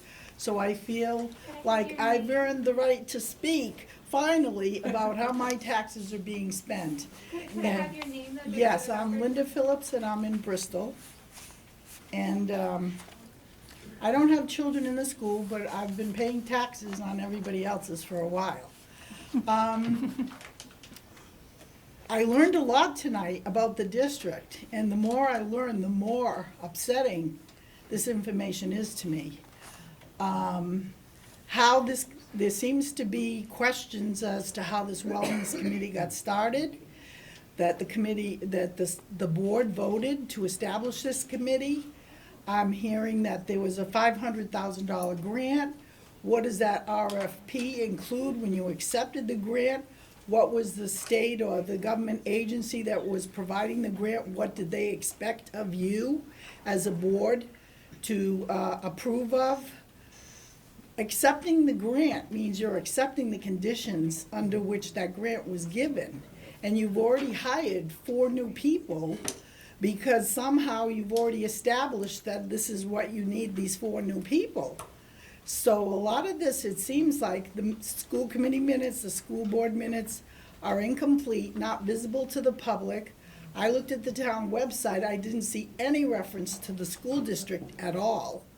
As a board, as who your names were, how we could email you to ask you questions, to get the name now of this wellness committee. Who are these people? They have to be accountable to us and to you. There's a lack of information involved, and this is very serious. The content of these concerns are very serious because they're legal. Other states have decided parents have rights that you cannot overstep. Has anyone contacted the town council of the town of Bristol and all these other towns? Have they found out whether this is even legal to implement a policy to exclude parents? It only takes one parent, as some parents have done, to cause legal issues in towns that find the financial aspect of it very troubling. So, I mean, what's the Attorney General of New Hampshire say regarding this federal initiative? And it's a federal initiative, I understand, if the CDC is involved. But just because they do it and they bait you with money doesn't mean you have to take it either. But you've already taken the money and you've already spent money hiring people that somehow, out of public view, you've hired more people because you've decided those are the people that you need. And I can't even imagine how the budget system works here. I came from a town of 26,000 people. I was a town meeting member for 25 years, and I lost my school committee vote by 7 votes. So I've been involved in school activities, and I know how these things work. So where can I find your meeting minutes if I want to catch up on all this very important information? Are they online, or do you have to request them? Where are they? School board site. They have a school board site? We have a school district And- site, and And they're on what's the there. name of that, so I can, SAU4.org. and so the minutes and the meetings are, and they're more definitive, so I can actually see what you voted on, who voted yes, who voted no. Okay, that's good. And what about this wellness committee? I heard that the meeting minutes are nondescript and you can't find out what's happening. Who sets the parameters on what they provide to the public? Because it doesn't sound like their meetings are well. You want transparency is what I'm saying. And if their meeting minutes are not complete to say, we voted on this, or this is the area we're looking at, it doesn't give people a chance to have input into that. And I think what I'm hearing is, I want to hear more, and other people want to hear more as well. Because I don't want any parents' rights to be taken away. And if my kid got a 40 on a paper, they didn't pass. That was a fail. If you got a 60, that was maybe a D minus. And that was only if the teacher knew you were really trying and you still didn't get the concept in math. So these learning margins on the district is really terrible. And I think we need to concentrate on curriculum and academics and not on social, emotional learning. Thank you. I look forward to.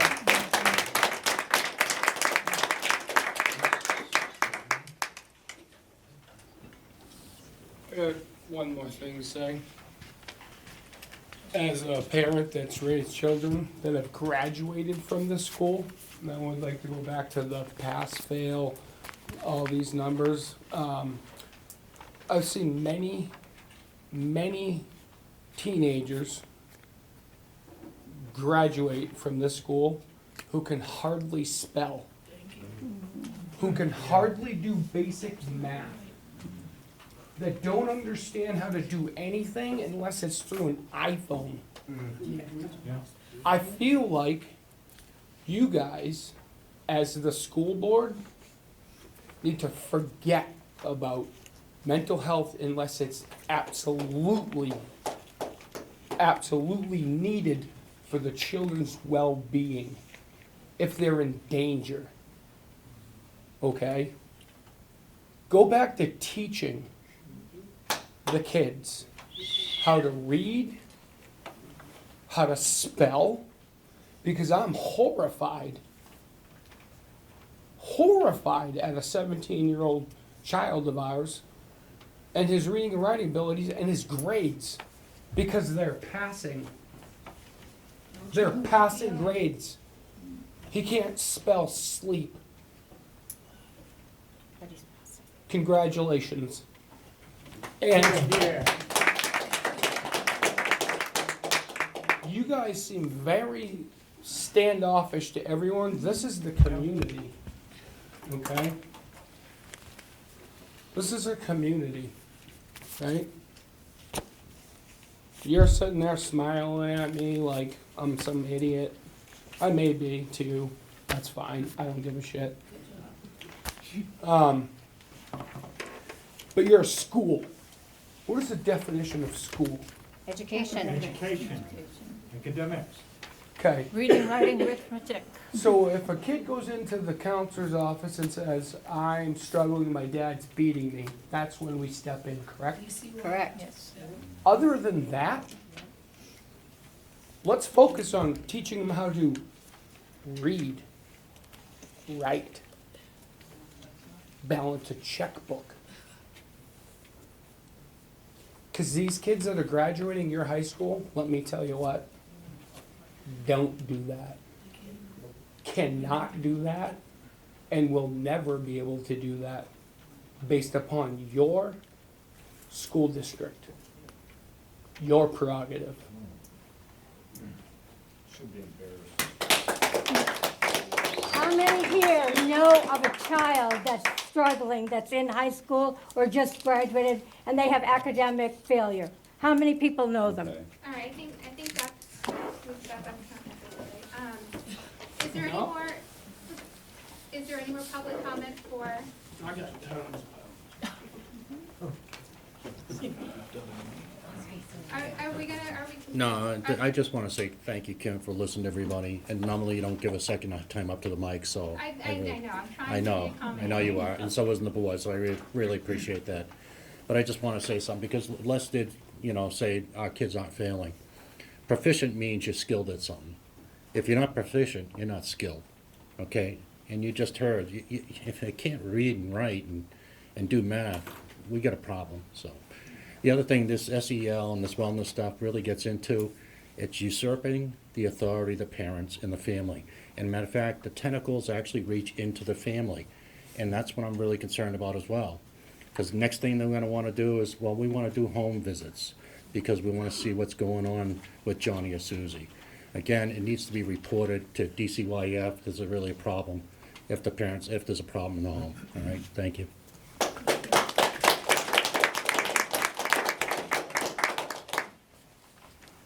Any further public comment? Anyone hasn't had a chance to speak?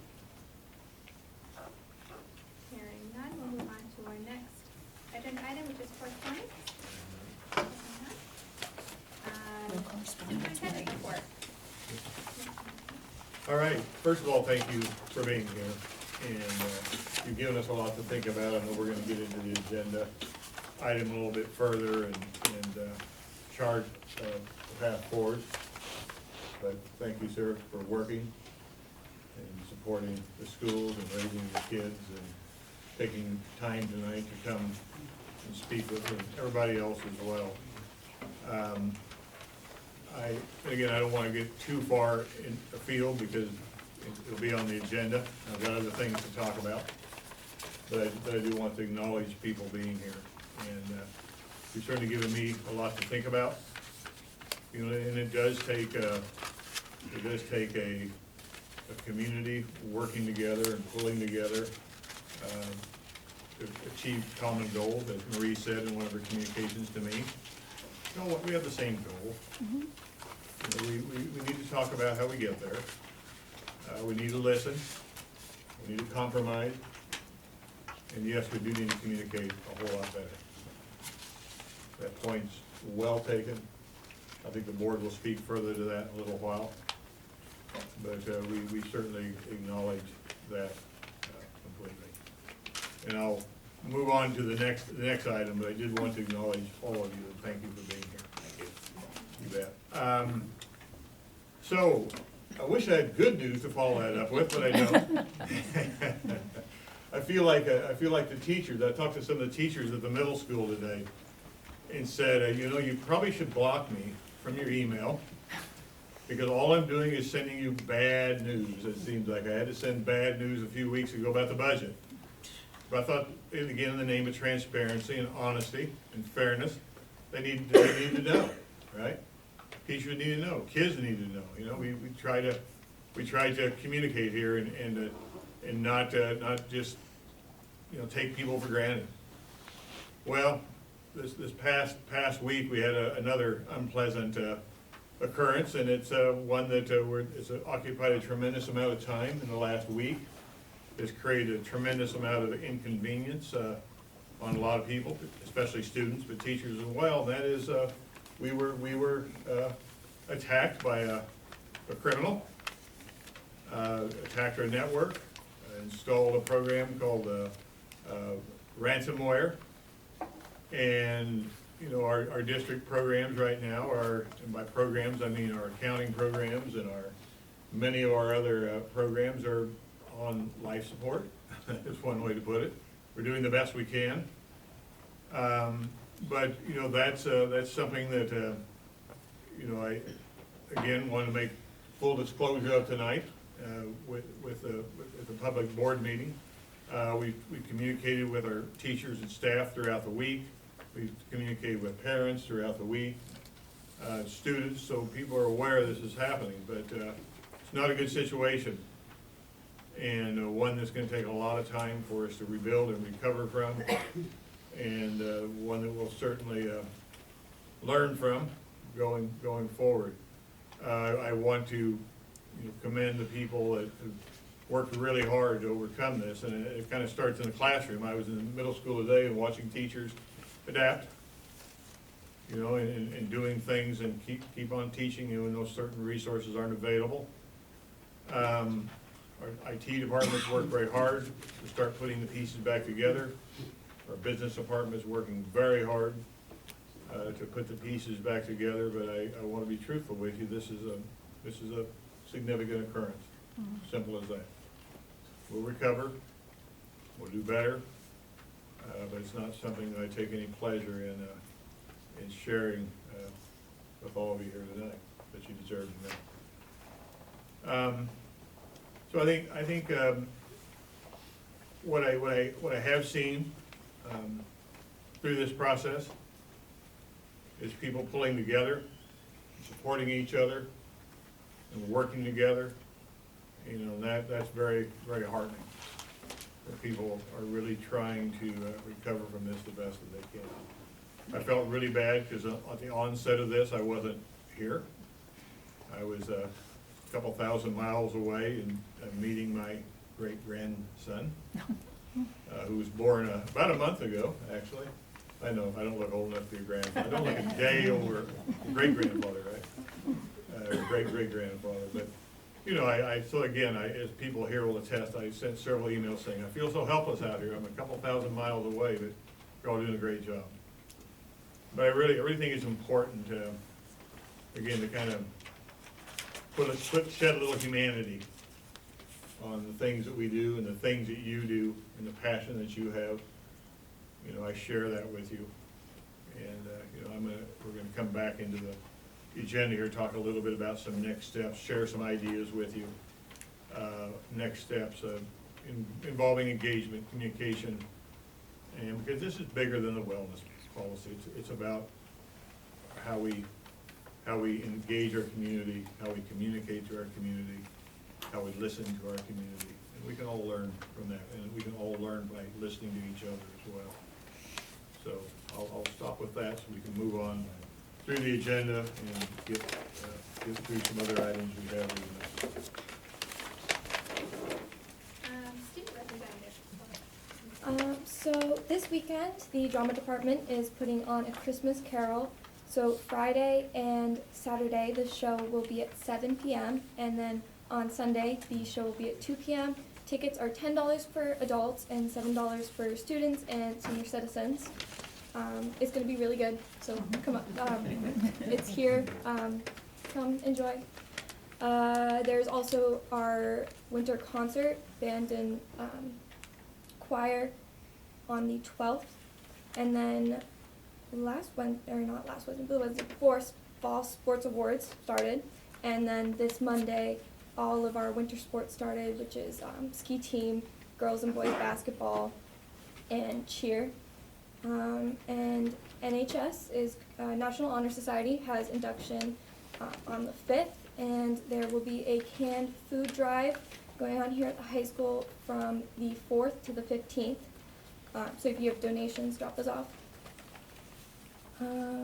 Obviously, the Wi-Fi has been a big issue.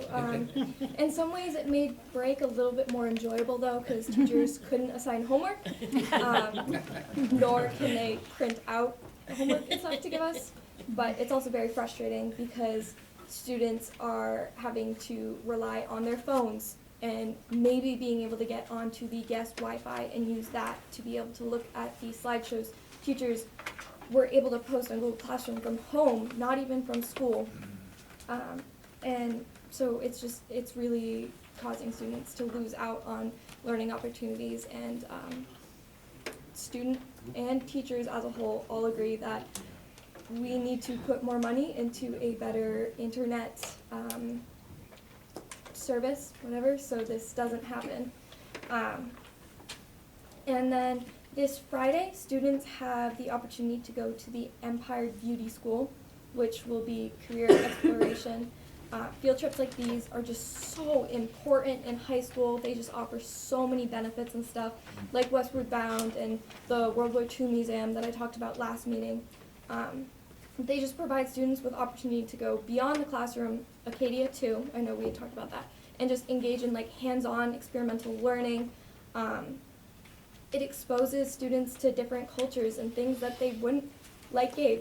He hadn't come off the East Coast, but you know, he went on Westward Bound and now he knows what green chili is. You know, it's really important for social and emotional development. It improves motivation and engagement in the classroom because going on those field trips can spark students' curiosity and interest, and then it makes it exciting and offers a break from routine. Giving students a chance to like explore and discover things that they might actually have not been able to find out that they liked. You know, also field trips like the vivid and multisensory experiences, you know, they really have a lasting impact on students, and it makes all the information we actually learn from them too also more memorable. And then of course, obviously, like with the Empire Beauty School, it's the practical application of skills. Like very, very important, that career exploration to provide students with another pathway that they can go down after high school ends. So just, especially considering how field trips are on the block with the new budget, they're really important to providing more enhanced learning experiences, and overall they contribute to a well-rounded education, and they help students develop a broader perspective of the world around them, which is something just sitting in a classroom all day won't do. And then along with like the whole budget thing, teachers being cut. Right now, with the number of teachers we have, students are able to take different classes other than just their core academic classes. So some of those classes offered are called APs, so advanced placements. They're pretty much equivalent to like a college level course. And one of the classes, AP Comparative Government, started at the beginning of this quarter. And so students were asked to identify what the point of school / what does school provide us as students. And you know, students answered preparation for college, workforce, real world, you know, like teach us how to read, write, fill out a checkbook, all that stuff. But then also, an expectation we were taught schools also have to provide to students is like SEL, social emotional learning, food, transportation. In New Hampshire, schools are required to provide transportation for all students in grade 1 through 8 that live more than 2 miles away from the school. You know, the school has to put money into the budget for that. And in New Hampshire, it's required for every school to make a meal available during school hours to every student under its jurisdiction. Like, we have to put money into that. And, you know, when we talk about academics, how 60% of whatever in English, you know what else we're really a little bit above, like, state, nation average, is our mental health. In 2022, the YRBS, Youth Risk Behavioral Survey, 49% of high school students here at Newfound said overall their mental health was most of the time or not always good. In the region, in the Lakes region, that was 42.1% of students answered that way, and nationwide it's 36.2%. That's a difference of 5.9%. In Newfound, in this district, students are dealing with mental health on just a whole nother level. You know, some students who ever felt sad or hopelessness almost every day for 2 or more weeks in a row, so they stopped doing some of their usual activities in the last year. You know, in the Lakes region, they said 43.5%. In the entire nation, it's 44.2%. That's almost 5% less than Newfound students. 26.1% of students here at Newfound had seriously considered attempting suicide in the past year, and 18.1% of Newfound students in 2022 had actually made a plan to commit suicide. My peers, my friends, the people I see and interact with every single day, 18.1% of those students made a plan to kill themselves. That's upsetting, you know? The wellness policy says families and school staff work together to support and improve students' learning, development, and health. Social emotional learning comes before academics. If you look at my grade, my peers, my friends, the senior class, the amount of students that reached summa cum laude, like the highest Latin honors, is 18 students. Only 18 out of the almost 100 in our class can meet this. And majority of those students, majority of my friends, can relate this to why their GPA is so low, because their freshman and their sophomore year, they were barely able to be in school, they were barely able to do their homework. You know, they all felt depressed, anxious, suicidal. And the biggest thing of all, like at Newfound, 59.5% of students never or rarely got the help they needed when they felt sad, empty, hopeless, angry, or anxious. They did not get the help they needed from their parents, from the school, from no professionals. They didn't get that, you know. So when the school is providing those services, it's important because so many students aren't able to receive those things. You know, my peers, my friends, if they talk about those issues with their parents get mad. I have one friend who,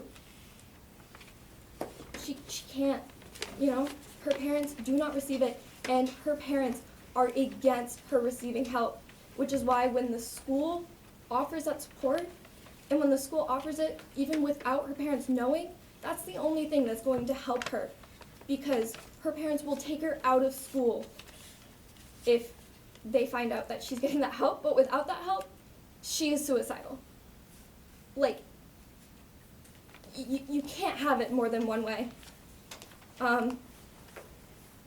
If a student is reported for saying something slightly concerning, and that's by staff or by other students, their peers, they're taken to guidance for a social emotional screening, which is like a risk assessment. So if a student says like, oh, I'm gonna kill myself, they have to go to guidance, and guidance asks, like, do you want to kill yourself? Are you okay? You know, like, do you have a plan? That is a risk assessment to be able to tell faculty and support staff here if they need help, you know, how they can receive that help, and maybe why they aren't getting that help from other places. You know, our support services help ensure that all students, especially here at Newfound, who are very much so in need of it, that we all have access to equal education and opportunities for success. You know, students facing like that wide range of challenges, like learning disabilities, mental health, social emotional difficulties. By offering those services, schools can help address those barriers and create an inclusive learning environment where every student can thrive. You know, support services contribute to the overall well-being of students. Schools that provide counseling, mental health resources, and guidance services recognize that a student's academic performance is influenced by their emotional and psychological state. Study after study after study has proven that schools that are providing those psychological services are producing students with higher academic and higher, you know, rates of just being prepared for the world, you know? Because by offering these services, schools promote students' mental health and emotional health, which enhances their ability to learn and succeed academically. Like, one has to come before the other. Like, we can't just focus on academics, just focus on learning, because if you are not in the mindset or in the place where you can learn, it's not going to work.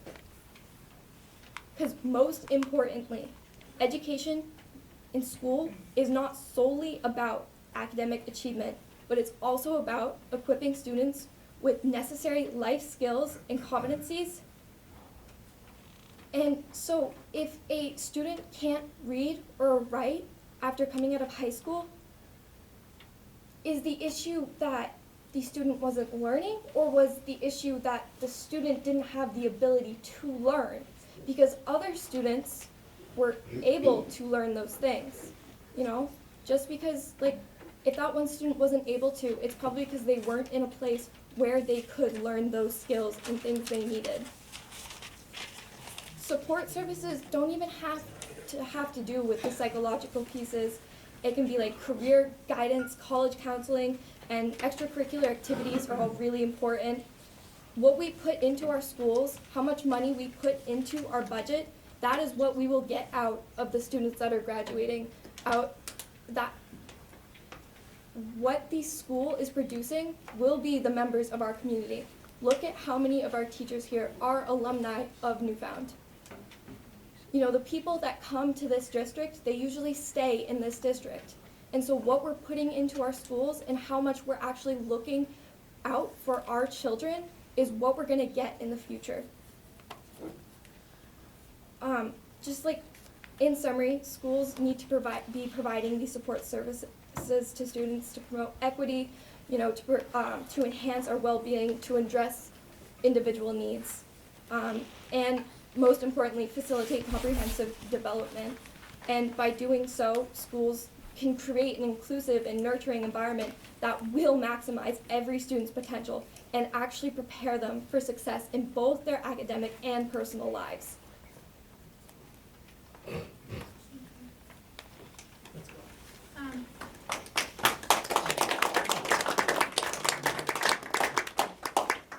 Teacher representative, So, as a teacher right now, I'd like a mimeograph machine, please. Right. Because the copiers, I'm just putting in my request, okay? This month, Full ditto machine. yeah, they were great. You know, they were purple and. Yeah. They They were. were. You came out purple. Yeah. Yeah, yeah, yeah. I remember those. Because I've already gone through a whole ink cartridge at home, so. My report this month is from Bridgewater Hebron Village School. Bridgewater Hebron Village School has been very busy this month. We hosted many of our families for conferences. We were fortunate to have many of our veterans join us for our annual Veterans Day Assembly. Our kindergarten and first grade students sang, while our fourth and fifth graders read poems and letters, all in front of a beautiful backdrop created by our second and third graders. Mr. Nihilus visited our school and helped serve our Thanksgiving meal to our students and their families. Students from SALT, which is the high school program, visited our students on World Kindness Day, reading and helping out in classrooms. We look forward to seeing continued academic and social growth with our students as we celebrate the holiday season. All right, on to committee reports. First up is Budget Committee, which is mine. We have a meeting scheduled for this Thursday, November 30th, here at the high school. I don't know what room we're going to be in. I don't think that was on the agenda, but they're here in room 106. But Budget Committee will be meeting on Thursday. Facilities? We've not had a meeting. Yeah, We have one next month. Is it, yeah, it's next month. Policy Committee, we are meeting December. Yep, December 13th, 6 p.m. in the high school. 106. 106. So that's me. And Wellness Committee. Yeah. We discussed. You guys have nothing to discuss, right? Be a really quick meeting, I'm No, sure. I mean, first, you know, kind of echoing what Steve had said, is thank you for being here.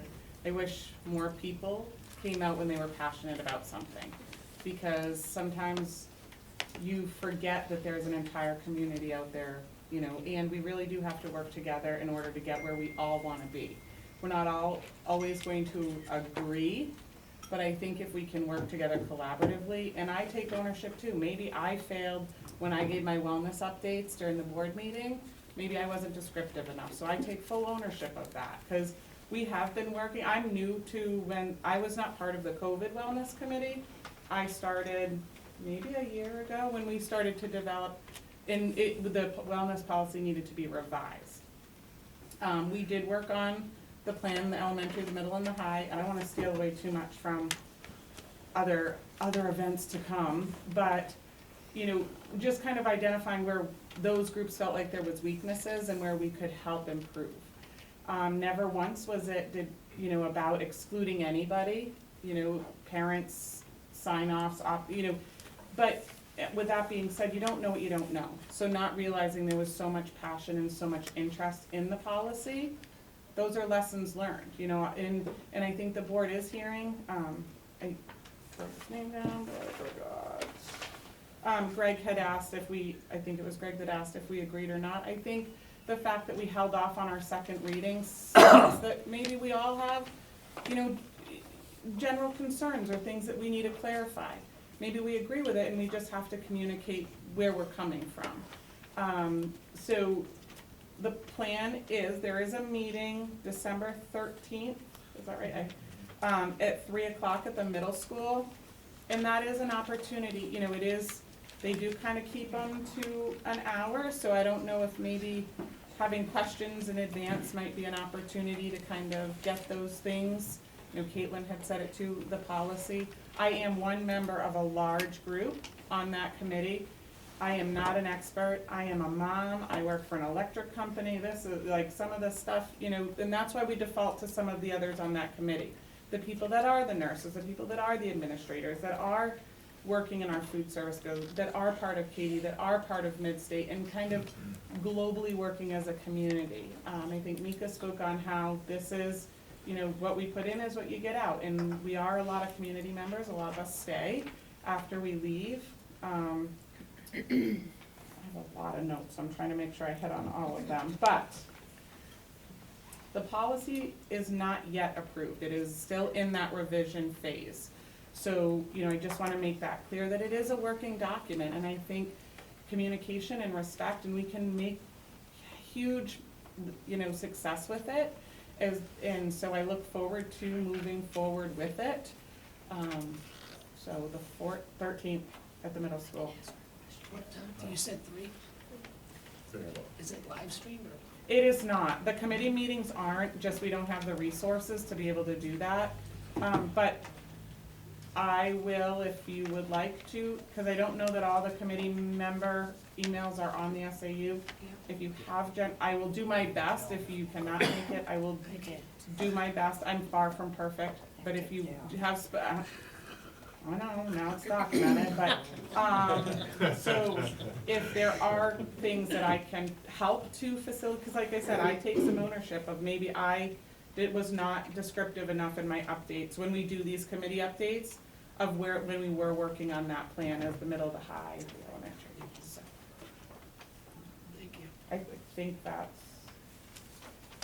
I'll think of it at midnight and. That's all I got. Cool. Building committee. We don't have a meeting set for now. How about curriculum? Curriculum, we have a meeting on December 4th at 5:30 in room 106 here.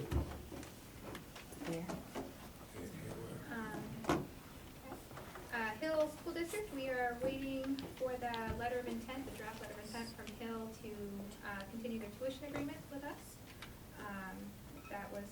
We were told that would be forthcoming, so once we have that, I assume we'll be scheduling a meeting with them to discuss the details therein. And the 349 committee, we don't have the meeting scheduled, Joe. Right. But we should probably Yeah. schedule that. Let's say, anytime We've before been, Christmas. with the holiday and with everything happening at Yeah. the SAU, I think that it's time to maybe bring that back to the front burner. Sounds good. To schedule a meeting for that. But we don't have any meetings scheduled at this time. So. Next item agenda for new business, we do have policies for second reading. Policy ACN, the nursing mother combination. IKL, academic honesty and integrity. BEDG, meeting minutes.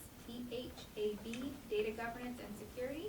And JFG, interrogations, student searches, and their property. So I'll be looking for a motion for second reading of those policies. So me. I'll second it. Is there any further discussion of those specific policies? Hearing none, all those in favor of second read for those policies, say aye. Aye. Any opposed? Okay, and number 2 is JLCF, our wellness policy discussion. So Brittany, you kind of started us off on that. Anybody else would like to say? Well, so obviously you guys will chat about this in depth, and I'm sure you'll bring your stacks of notes with concerns. You know, is it something at this point that with the wellness committee would have to redraft and bring back to the policy committee? Is it with feedback? Is it something, I guess I have more questions than answers about that part of it. My understanding, and, well, the policy committee can correct me, but if there's changes, it has to go back through the policy committee. Yep. Because it was first approved as written. So my hope is that there's some revisions that are gonna need to happen, some clarification, maybe there's some things that we need to add to it, maybe there's some things we have to take away from it. So my anticipation is that kind of we're taking a step backwards a little bit. And then at the time that the team feels that it is appropriate to move forward and present the final to the policy committee, at that time, we would pass that baton. Yeah, I think it's important to know that there's, again, this is, cause this is a big long pause, listen, reach out, clarify, and the whole thing, Britt, I think summed it up well, the process. But, that we need to make sure that we have that engagement. And again, this is a part of a bigger effort that we need to be making, I think, in terms of engagement in general, communication in general. I think the board, we talked about that before. For contacts, is that in the SAU for policies, or is there a list? I didn't hear the first part. Policies, how do we get you the information ahead of time? You can just email me. To you, Yeah. okay, right. Like, I will do my best. Yeah, and I can, Marie and I communicate quite a bit, and so she can absolutely, and any of you can reach out to me anytime you want. You can request a face-to-face meeting anytime you want, or I'll come to you. I'll absolutely do that, anytime you need me to. And Steve's there too with me, so if Yeah, I am. he'll let me know if I'm Nancy, you wanna go? So I'm not part of the wellness committee, but I do wanna clarify something, because we do have memorandums of agreement with mental health, outside mental health agencies. And I just wanna be super, super clear that if there's any student that is part of that, there are parent permissions, and the outside agencies meet with the parents, not the school, with their intakes. So I just wanna make sure that people are understanding that there is not any kind of outside agencies that can ever see your child without a parent permission. So I just wanted to make that super clear, because I felt like there was a lot of concern about that, and I as a parent would totally be concerned about that as well. And so I just wanted to make sure that everybody understood that if there's any outside agencies that come into our school, that parent permissions have to be in place for them to see a child here. As a parent, I get emails from Nancy regularly about this. Like, this is very clear process. Yes. It is not being snuck around. I've literally gotten, I think, 3 emails from Nancy in the last couple weeks. And that's just speech. That's just speech. Yeah. Just to let That's you just know where- speech, my children. Yeah. Just to let you know where that's coming from. There are other schools out here dealing with the same situation we are tonight. Yeah. And there are school districts that are putting it under their guidance counselors and using that one guidance counselor permission slip for the year to push this forward. And the state, the national government has been behind that. So don't We say are you not. can't, because you can, Well, and that's but why we're we here. would not. So I just want to make sure that that's super crystal clear. Because we've worked really hard with outside Yes. agencies. Thank you. Thank you very much. We've been working really hard because we do have students that aren't able to access it outside. They don't have transportation, they don't have access to those agencies otherwise. And there is a need, as Mika said, that we do have students that need that support. But that would not be done without any In parent. that, It has to that happen. needs to be in the policy, Yeah. written, in written form, Right. So. absolutely. Yeah, Is but it in there? there's no Was that, vacation. was that you wanna be on the wellness policy? Where not? Is that in there? It is not specifically laid To out that. like that. But it, like, there's a whole, like, we have a whole Yeah. process and it's very That sounds black like and a white. difference in policy and procedure, Exactly. which isn't Right. necessarily the same. So Right. I work in banking, we have lots of policies Policy, that guide procedure, what we can process. do, but the procedures, how we actually conduct Have to. So and then it's comply not- with those it's not a problem policies to are put it in, completely right? separate from our policies. Right? Right. I didn't hear what you said. I said it's really not a problem, then you can put it in, right? I don't believe, I am one person of a big team. Okay. How many are on the team? It varies, but I think at some points there's up to 15 people. Cause like I said, you have your principals, your nurses, Yep. your food services. There was a high school and a middle school student rep. There Any was, parents? there was not.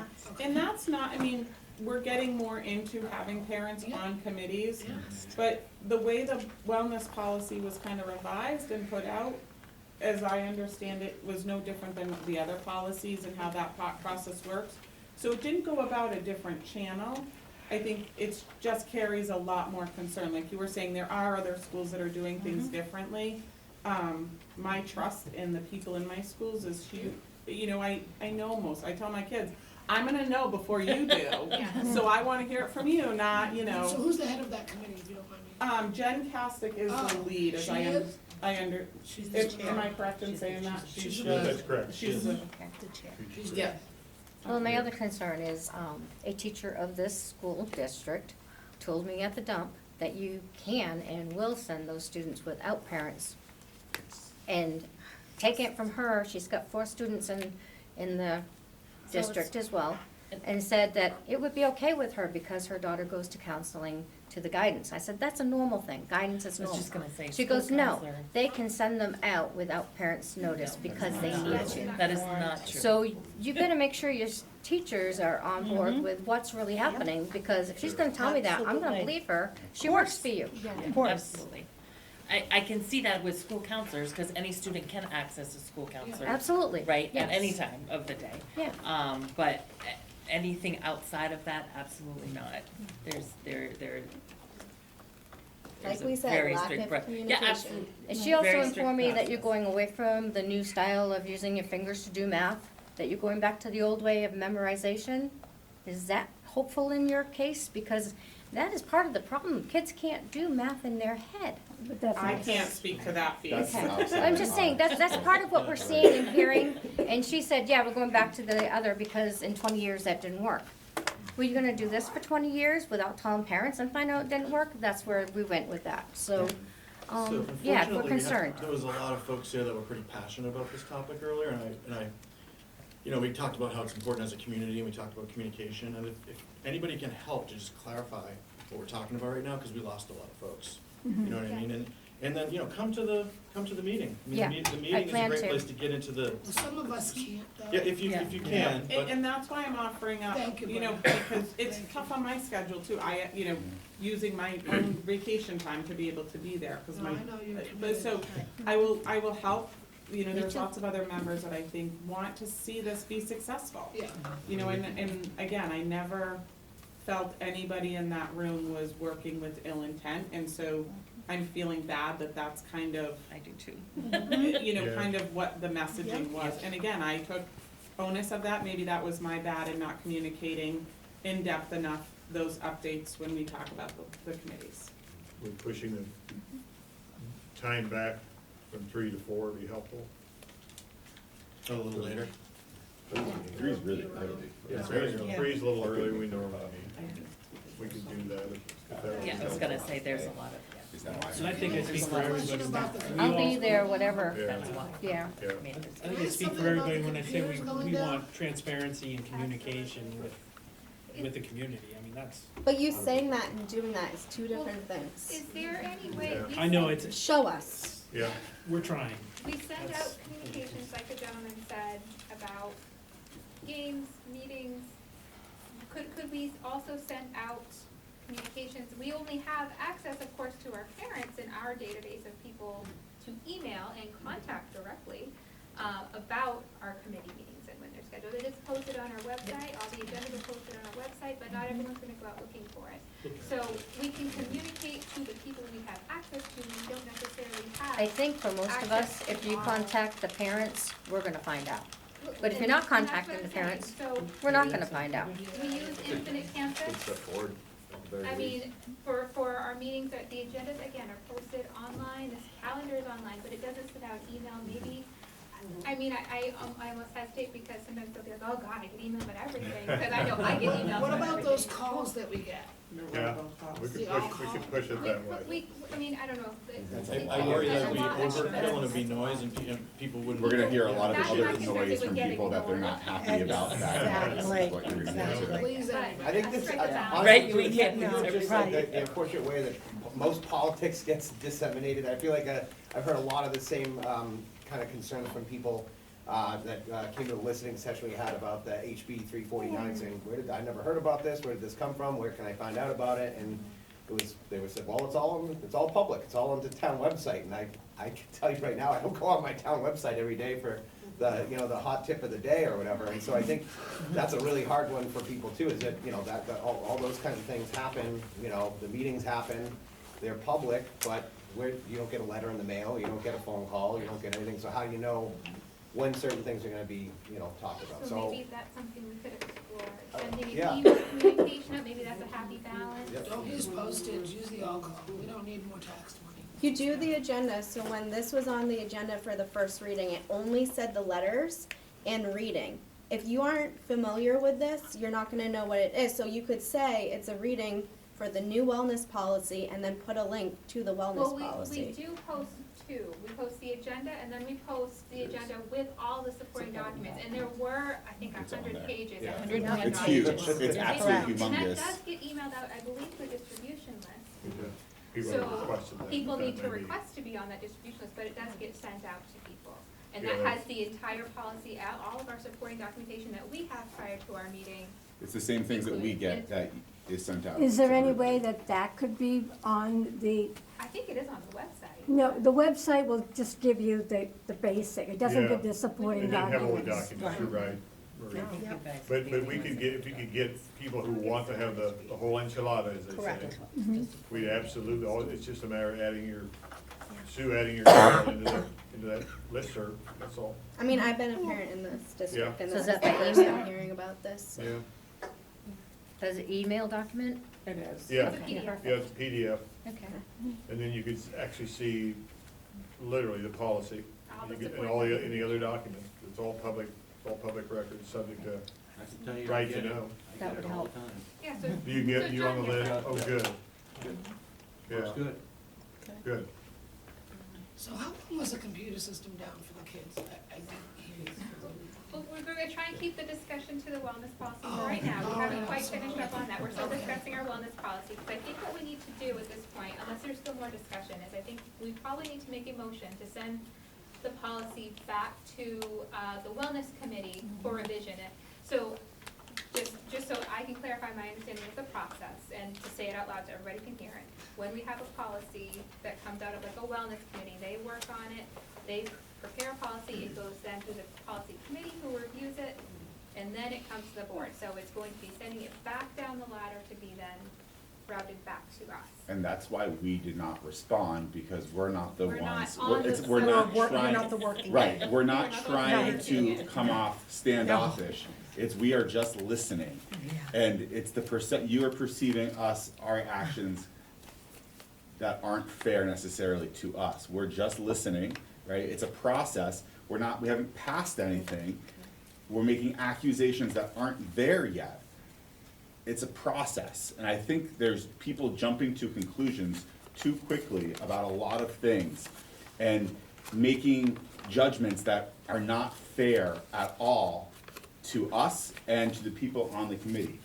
Saying that, I also want to say, so I've been a teacher for 16 years. I've been in education, I've a trained teacher, and when people say social emotional learning should not be part of schools, you cannot teach, and we say our academics, we should just teach academics. I would like to see you do my job without having social emotional learning as part of it. She did a beautiful, beautiful job. Like, I could not say it any better than her. Yeah. What she said is magnificent. I hope everyone that left goes back and listens to what she said, because it is 110% true. If you do not understand that perspective, I'm gonna hope that you take some steps to understand what that looks like. Get back into a school. Ask students. You cannot teach if students are not ready to learn. I don't care how good of a teacher you are. I don't care, it does not matter. I don't care how good the curriculum is. If you are not ready to learn, you cannot learn. You have to be mentally ready. That is something that has been studied. It has been studied over and over again. I'm sorry, that's my, I have to say that. Let's just I go think back, you're- because you're making it seem like some of the stuff that was said was assumptions, and policy for this new upgrades, a couple of them were not followed. That's fine. The superintendent has sent us back with confirmation, and that's fact. So I just want to put on record Yeah, that's great. that some of Yeah, it absolutely, is that's fine. factual. Okay. It's not just opinion or over exaggeration. Sure. Some of it is factual. Well, so, Yeah. I don't know if you have something more to add. I was just looking for the motion, or if you had something to add first. No, real quick, I was just gonna, maybe, follow up with what Nate said and just say, is it worth it to, I mean, I know you guys are gonna review it and everything, is it worth it to have maybe a presentation of the rationale for, why we're doing what we're doing with the wellness committee, and like the why piece of it, so people Yeah, the history. can, the history of it and the rationale, just give the rationale so that, Yeah. people, you're almost answering the questions before they're asked, right? And that way, by the time it gets back to policy committee, people have at least heard it, so that we're not, as a policy committee, saying, well, everything looks good, it's legal, it's whatever, and then we'll pass it on to the school board. I think it might make sense to, have a. Present it. have That's a great idea. Once have it's a- final. Yeah, Would you like in the next board meeting to have the presentation I- from the wellness committee? I don't know that we're gonna have because We our won't have meeting's time. not till, Yeah, our so meeting's after. after, Yeah, because okay. our next school We board got is. have to be- We can do it, A little later. yeah, you're right. this That's can, right, this can that's a test little- our communications, if we Yeah, get well, that information. organization, but we don't need to hurry, I mean, we just take our time, listen, talk to each other, keep talking to each other, this is good. Yeah, because I think some of this is just, we know there are instances in some places where this has gotten out of hand. We do know that. And we are doing Yeah, our best. and you don't want that, we don't want that to happen here. Right. It's okay, hold us accountable. So also, I'd like to make a comment and observation. In fairness to the people who left and in fairness to the board members, as far as communication, it's unfortunate that all the people who left are not sitting here now exposed to your more open approachability than when they were here. So in their perhaps misconceived perception of the school board, shame on them for not staying. The good thing is it is live streamed, so they can, because everybody. Well, I'm not sure. Well, Well, it's Well, recorded. it's Tonight It's recorded tonight, it will go on. Yeah. It'll go on. My fumble on words, but I'm also understanding too, the other side of that is, it's almost 9:00. People have jobs. Once again, in all fairness, Yeah, it's so- just unfortunate Yeah. because it would tamp down some of the misconceptions and the anger and their approach to the board. Which is why I was asking kind of a request for help, if anybody knows, you know, because that word can spread. We can kind of shape how it spreads.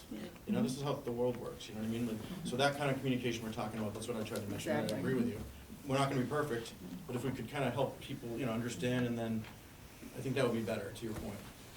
I just want to make one more comment though, because the board did go through the first reading of the wellness policy without any discussion, as we did tonight with the other policies. So the board can't say, well, it's not us, we don't know anything about this, that we're gonna put it back. If you're voting yes to the first reading, to me, that means that as a board member, you know the policy, you know what it is, and you're agreeing to it. Am I wrong? We didn't vote on it. Marie, if I could, when you do the first reading, that's just accepting that you're going to then evaluate it, look over it, because then at the second read is when it's a done deal. So you Okay, usually get that policy, the revisions, for the first read.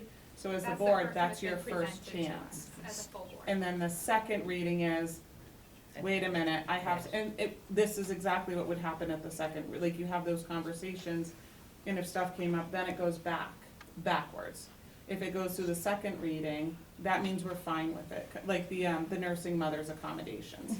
There was no concern with that, it moved forward. Right. But after the first reading of last week, if there were concerns about it, we would have the conversation before it was finalized at the second reading.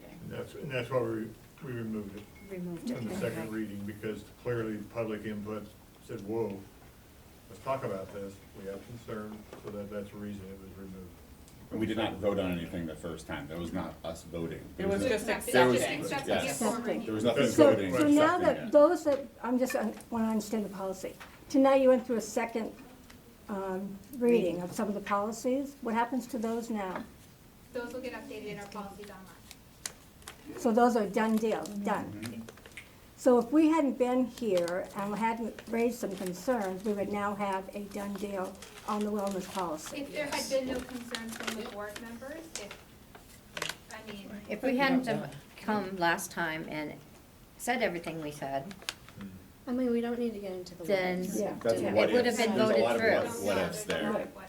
So I'm just saying the board can't renege all responsibility and blame it and place it just on the wellness people. I don't think we're trying to blame anybody for anything. I think I was taking ownership of maybe I need to take note of making sure that when we do the committee reports are a lot more detailed.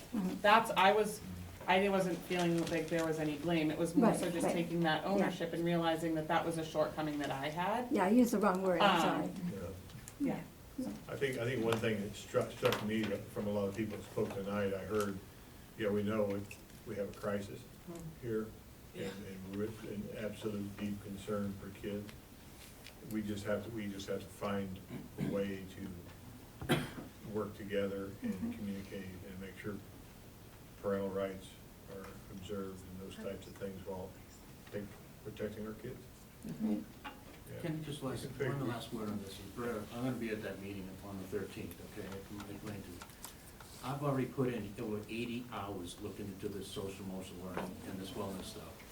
It goes down a rabbit hole, and it goes deep, I mean real deep. And from legitimate corporations and stuff and people that are looking at this. So sometimes when you're a teacher, educator, student, or whatever, sometimes you're too close to the problem and you can't see through the woods. You're right at the edge of the forest, and you just can't see to the other side.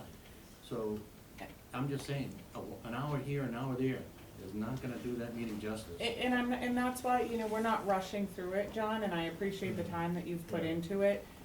There is a lot behind it, and I think also kind of going into it with the mind frame that all of our students come from different places, and how can we as a community make sure that we're providing support to everybody and understanding that, you know, some kiddos, this is their only option. You know, same with the dental clinic and the vision screenings and those opportunities, that some of those, you know, if a parent's at home trying to decide of, well, can I take the day off from work to take them to the screening, or hey, if I can get it done during school, that's a great opportunity. So just kind of staying focused on, you know, what do we want in the outcome? You know, we want a policy that supports and everybody feels comfortable and trust. I think if we can keep focused on that end result, we'll be successful. But I agree, the timing is hard. All of us put in a lot of time above and beyond. And needing some additional support too, because I don't know all pieces, you don't know, like, nobody, I believe, has the answer to every piece of that puzzle. Well, I will make a motion to send policy JLCS, the wellness policy, back to the wellness committee for review. Okay, any further discussion? Hearing none, all those in favor say aye. Aye. Opposed? Old business, we have House Bill 349, I don't know if we have any updates, I know we've been otherwise disposed with the other things that are happening right now. Yes, we will. We'll send you tomorrow. Board comments, anyone? I only have one thing, and that was that the middle school's winter concert, I think, happened since the last time we met, and you did a wonderful job. It was a night at the movies, they did music from TV and movies, and it was lovely. There was even a special appearance by Kermit the Frog during one of the numbers, which was great. Just wanted to acknowledge that, and that the fall sports season has ended, and winter sports time, so looking forward to basketball and all that good stuff.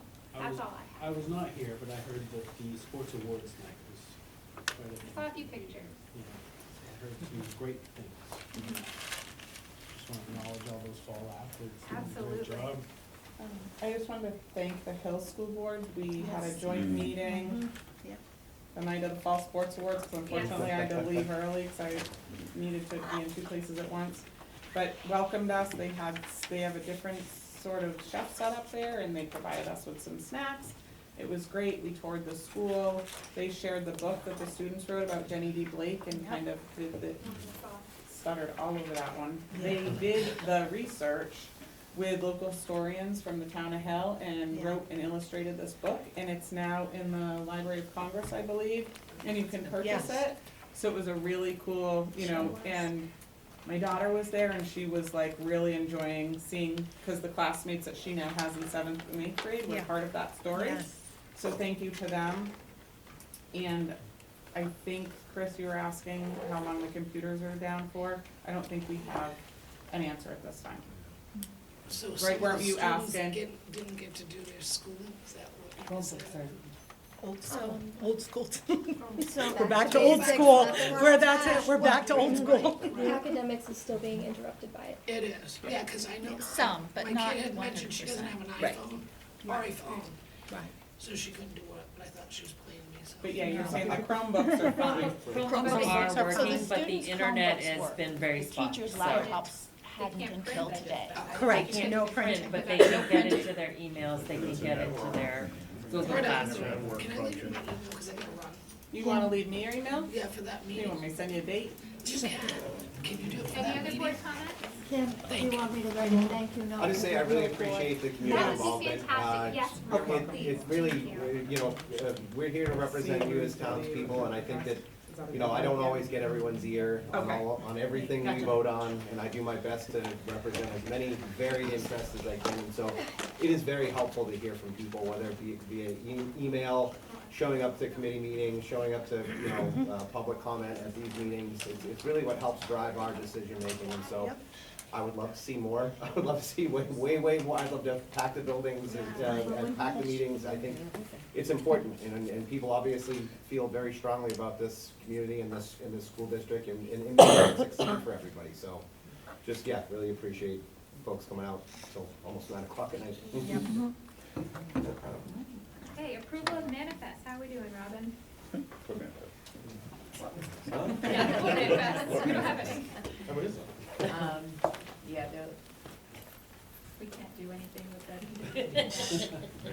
The holding pattern? Oh, that's why I haven't done those.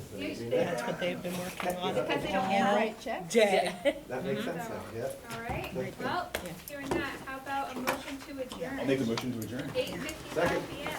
All right, thank you so much. Thank you all for coming. Thank you all.